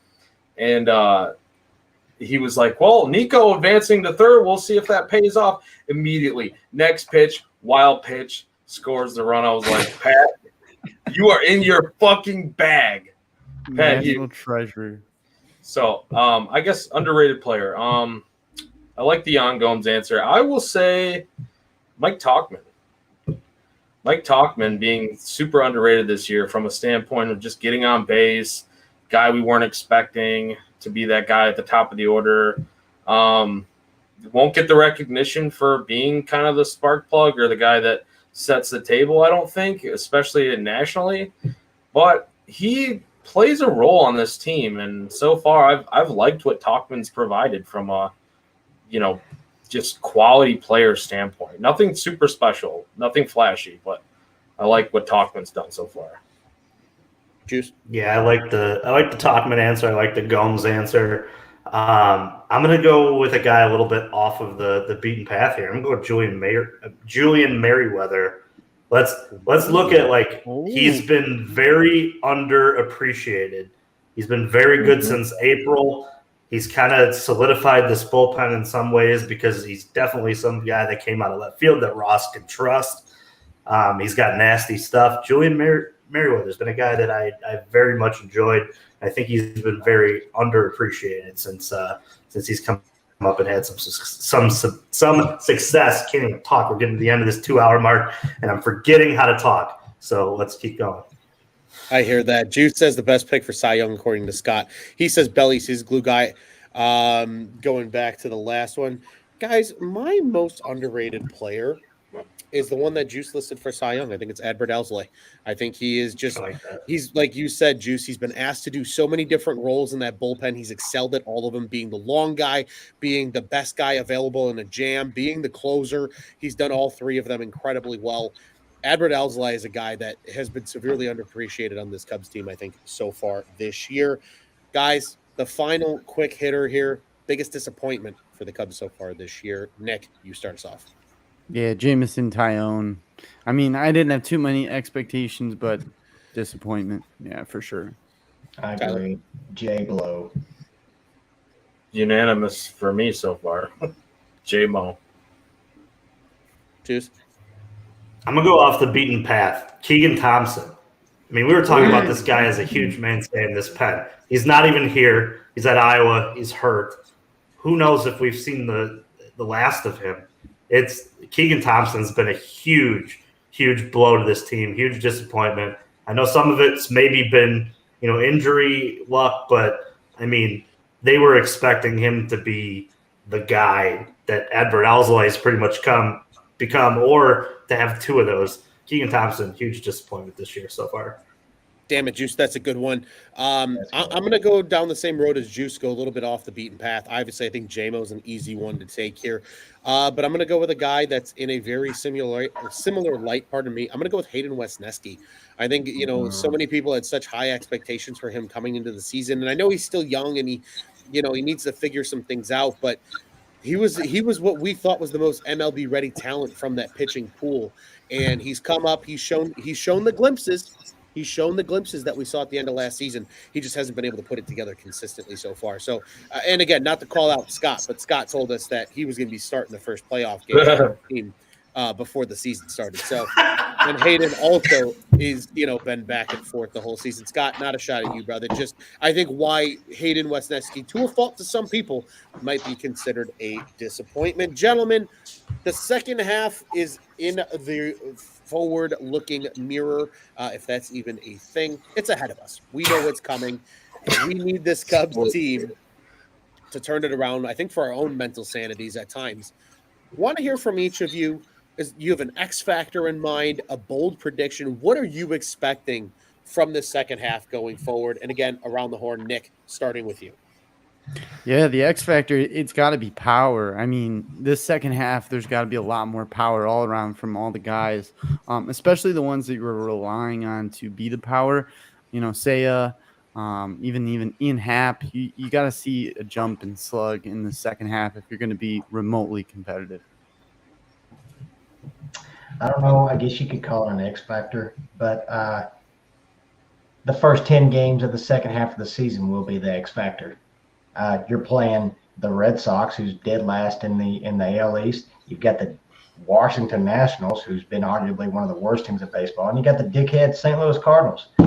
Those 10 games right there is going to tell you everything. It's going to be the X factor. If we lose all three of those series, probably going to tell us there's a good chance we'll be sellers.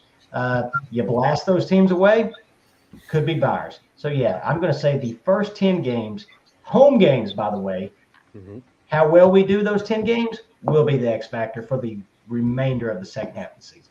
I like it, Joey. Man, I went back and forth on this one because I wanted to say a Suzuki. I wanted to say Cody Bellinger, especially being healthy and hitting bombs. Wanted to say Jameson Taillon, taking the step from the last start. Eventually, I just kind of landed on health.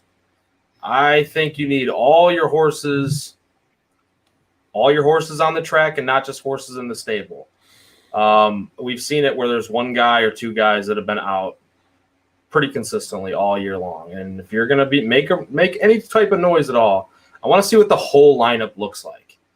Just give me the whole lineup. And then, of course, you need guys to produce too. So that's kind of goes without saying. But horses on the track, that's what we need, I think. Juice? I think the X factor going into this second half is going to be the front office. And it's because they have the hardest job. They're going to have to evaluate if they are going to sell or buy. And then once they pick a lane, they're going to have to make the right deals. Not only deals that make you competitive now, but deals that make you competitive in the future. And, I mean, this just kind of ties it in all together. I think as fans, we every year we want to see our team win, right? We want them to go to the playoffs. We want to see them win the Central. But also, the flip side of it always becomes, if you're not going to win the World Series this year, you need to do what's best for the future of the ball club. And I always looked at this year as a transition year, a year where we could figure out what was needed. I think the front office has figured that out. And I also think that the front office has a lot of feathers to put in the cap. I mean, they have Justin Steele, who is grown in-house. I mentioned Cody Bellinger earlier, a guy who was picked off the scrap heap. Julian Merriweather. You know, they've had Adbert Alzolay, who's another guy who was a tweener starter. This team and this front office has a lot more hits than I think that we as a podcast sit on here and say, you know, it's tough when we do these shows every day because it's like you want them to win every single game. But what I love about this break is it gives us the opportunity to step back and go, there's been a lot of positives and a lot of things the Cubs have figured out over the course of this year. They have a young, controllable starting pitcher who is an all-star, lefty from the left side, who is an ace. They made the right decision with the shortstop, and that could have went horribly in terms of giving all that money out to guys like Seager and Bogarts and thing like that. They made the right decision. They brought in a guy like Bellinger and were able to fix him. So I think that while I would love for them to contend, the X factor needs to be the front office because they need to evaluate and pounce no matter which road they're going to take. I think they're going to go the sell route. Everything seems to point that way. And if that's the case, it's not dealing for 19 and 18-year-olds. It's dealing for major league talent that fits your team to contend next year. It's because it's getting to the end of this run where you can only buy so many years of a rebuild before you got to start to contend. And that's why I'm looking at this second half. It needs to be the front office that makes the right decisions and puts them in the right positions to contend next year, or if they're gonna, go at this thing to contend this year, because it's difficult either way. Yeah, agreed. Guys, I'm going to top that off with, X Factor second half prediction type thing. It's going to be a very simple headline. It's one word: run. This Cubs team was notorious over the last 2 seasons for being one of the top running teams in baseball, and they have severely gotten away from that this season. You have the guys on this roster that can steal bags. Let's call it what it is. Nico Horner already has 20. Cody Bellinger has 11 in just 58 games. If he played most of the season so far, he'd be probably closer to that 20 mark as well. Ian Happ's only got 7. Madrigal's got 7 in only 53 games. Hell, Miles Mastrobuoni in only 32 games has 6, and that is currently 5th best on this Cubs team. You need to run more. There is speed on this team. Use it. Pressure the catcher, pressure the pitcher, pressure teams knowing that you can run the bases well. The Cubs have shown they can do it. They have guys on this roster that can be good base runners. Take advantage, start running more, even if it's hit and run situations. Start utilizing the ground. There are athletes on this roster, guys like Swanson, guys like Horner. Utilize that. Do not let that just go to waste when this Cubs team is struggling to find wins. So very simple. We're going to say run. Absolutely run. And that's what they need to do. Hank here in the comments has got to face the truth. The team is a talent level of 500 team. That's what they'll max out at this year. He says, go out and sign a third baseman Chapman and another starter this offseason. So some second half thoughts there from him. Quickly, I just want your answer. I don't want an explanation. I just want the answer. I just want to stir the pot and make people start asking questions to you guys on Twitter after this episode. Are the Cubs buyers or sellers at the MLB? Sellers. Juice says sellers. Sellers. I hate to say it, but sellers. I'm gonna say buyers, and it's because I'll keep it. I don't want to know why, Joe. I'll keep it quick. They're buying the right things, but they're selling the right things, but they're buying the right things. That makes sense. Control, guys. So you're saying they're going healthy grocery shopping, is what I heard. Kind of, yeah. So selling and buying, I guess. You're doing a little bit of both. I say selling. Bocce balls. I think they'll buy something, but I think they'll sell more than they buy. I need to phone a friend while you say that. No, don't phone a friend. All right, we're moving on quickly because I want to hear from each of you. We need some final thoughts. We have eclipsed the 2-hour mark, gentlemen. This has been an absolute marathon. We thank everybody that's stuck with us here on the YouTube, on the Facebook, on the Twitter, listening along with us here on this mid-season update show.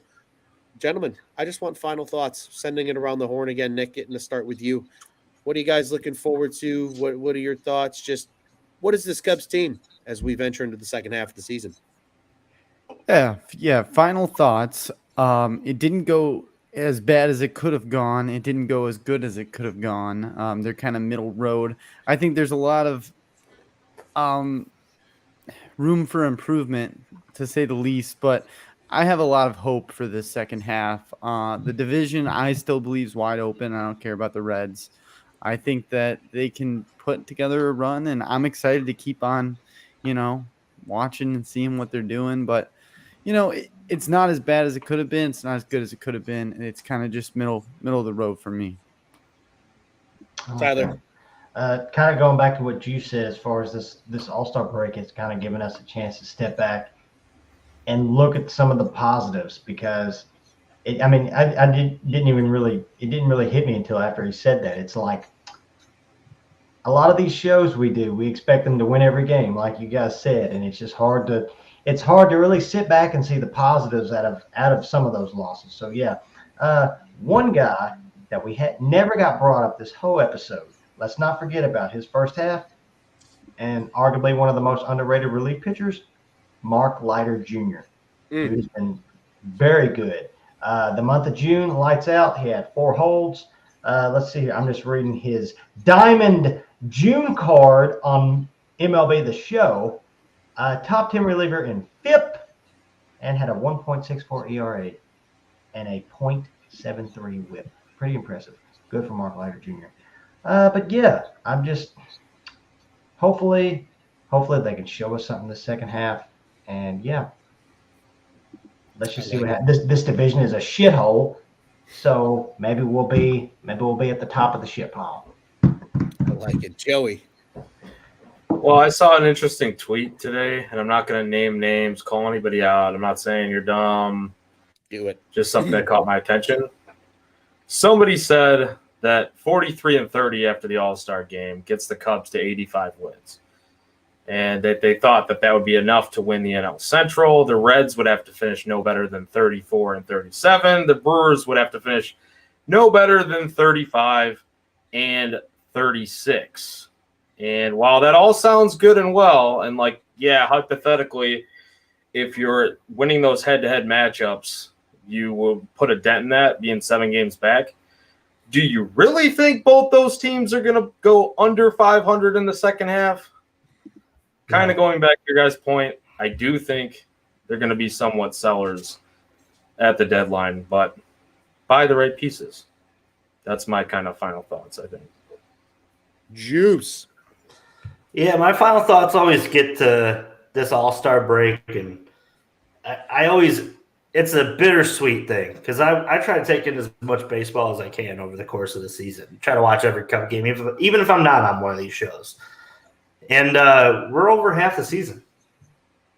Over half the season is over. And that's always bittersweet because we've watched great baseball. We've had great shows on Cubs on Tap this year. We've had great points, but it's bitter because before you know it, it'll be training camp and football, and we'll be in the middle of the playoffs watching, and baseball will be over. And my advice to everybody who takes in the game, anybody who listened tonight, watch baseball games, man. It's a great sport. Metaphor for life, man. It's difficult, but there's always a game tomorrow. Until there's not at the end of the year, and then I'm sad all the way until pitchers and catchers report, or I see your beautiful mugs at CubsCon. So, yeah, man, just take in as much as baseball as you can for the next, give or take, 80-some games? 70-some games. Watch the freaking Derby tomorrow. Yeah, enjoy the week. Enjoy it. Absolutely. Enjoy the week. You won't be hearing from us directly this week, but certainly enjoy the week. All-Star festivities are fun. Quickly to a couple of final thoughts that have been coming through, I think, that are good throughout the comments. Our friend, Mr. Lefevre Fever. Sup, dudes? Just got back from golfing at Wrigley. He says if he could stir the pot a little bit, upper deck golf was better at the rate. Giving the Sox fans some well-needed pump and ego because their team is an absolute atrocity. They got more room over there. Yeah. Let's be honest here. Yeah, they got a little more room, and I'll tell you what, they need the boost in confidence anyway, so it's fine. Blake will do it. Said earlier, put my behind the plate, and we'll have a below ERA for the rest of the season. I think that's an interesting take. But Brian also said, just a reminder to Cubs fans, we are still the superior team in Chicago because the White Sox are still hot fucking trash. My final thoughts, guys. I love what each of you said. Enjoy the week. Enjoy baseball. See what's coming. What's this team going to look like? Let's hope this team turns it around. There are a lot of X factors. Big important stretch coming up. And I think a part of that stretch, I might be at the ballpark 3 times in those next 10 games. So I'm pretty excited. I'm hoping to see a lot of good Cubs baseball here at Wrigley. It all starts on Saturday, the 15th against the Boston Red Sox. If you're in the neighborhood, I will be down there. I will be down there with a group of hooligans, good friends of the program. We're going to have a good time. So for anybody that is in and around Wrigley Field on Saturday, be sure to tune in and be sure to follow us at Cubs on Tap for plenty of ballpark content from all of us, whether it's out at South Bend or wherever it might be in the United States, covering the teams. And as Brian says here, the different levels made it more fun. Also, their targets were colored. Yeah. Oh, sorry. Yellow versus blue, because Jerry can afford the colored dye. He can't afford a quality roster. A team trots out every day. Nonetheless, ladies and gentlemen, want to thank everybody. Go D-backs, though. Win that division. Yeah. Yeah. Hey, Brian's a big D-backs guy, and they're having a hell of a start to their year. Gentlemen, this has been so much fun. Honestly, getting all of us on here for over 2 hours, talking all things midseason. It's been an absolute blast. I'm glad all of you were able to join. I'm glad everybody that's listening along has been with us as well. Again, if you're with us over on Twitter, we certainly appreciate you just as much. But if you want to join the conversation, be sure to venture over to the YouTube channel at OnTap Sportsnet over on YouTube. Subscribe, hit the little bell button. You'll know when all of our shows go live, and you can keep an eye out for when we at Cubs on Tap go live. Also reminding everybody, Cubs on Tap, one of 2 official podcasts here covering the Chicago Cubs for the OnTap Sports Network. Go check out our friends over at the Dingers Podcast. They run every Monday night, which is the only night of the week you won't hear from us.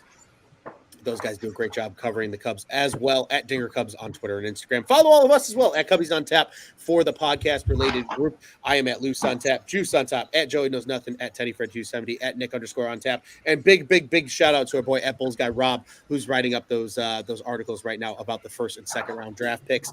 He is our prospect guy. He is our futures guy. Be sure to be following him as well. You guys know the drill. Bulls, Bears, Blackhawks. We've got it all. The Blackhawks are heating up. The Bulls are going to do a bunch of whateverness. The Bears, we're getting back in the swing of things. Training camp's coming here at the end of the month. Be sure to tune in with us here at On Tap Sportsnet. And once again, you can find us all over the place at On Tap Sportsnet and at ontapsportsnet.com on the interwebs, the On Tap Sports Network. Go ahead and check out what's on tap in Chicago sports. Boys, it's always a pleasure. We get a little bit of a week off. We'll all be back together on Sunday next week following the Boston game. Don't know which group of us will be doing that show, but you will see a few of our pretty mugs following that series, and we'll get back and get ready for the second half of baseball, guys. What do you say, gentlemen? Thanks again to you guys. Thanks again to everybody that joined us. Let's get out of here. The only way to know how, at Cubs on Tap. Here. Whoa.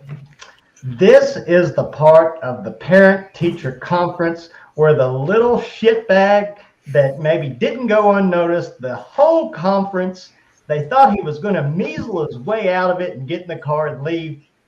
St. Louis! St. Losers! Guess what? Your report card came in too. F-. I've never even seen that before. If you guys watch baseball, go back and watch the Marlins game where Jordan Hicks blew the game for him. It's almost like somebody paid him to do it. And oh, wait a minute. Wait, there's another note in here. What's this? What's this? What's that? Fuck the Cardinals. Right there. Fuck them. You got stuck. It's a middle finger. Right Looks like Patrick from SpongeBob. I know St. Louis fans can't read. Look. F-U-C-K-T-H-E. That's Cardinals. Right there. It's on your jerseys every game. Fuck What are we doing? And let's go, Cubbies, boys.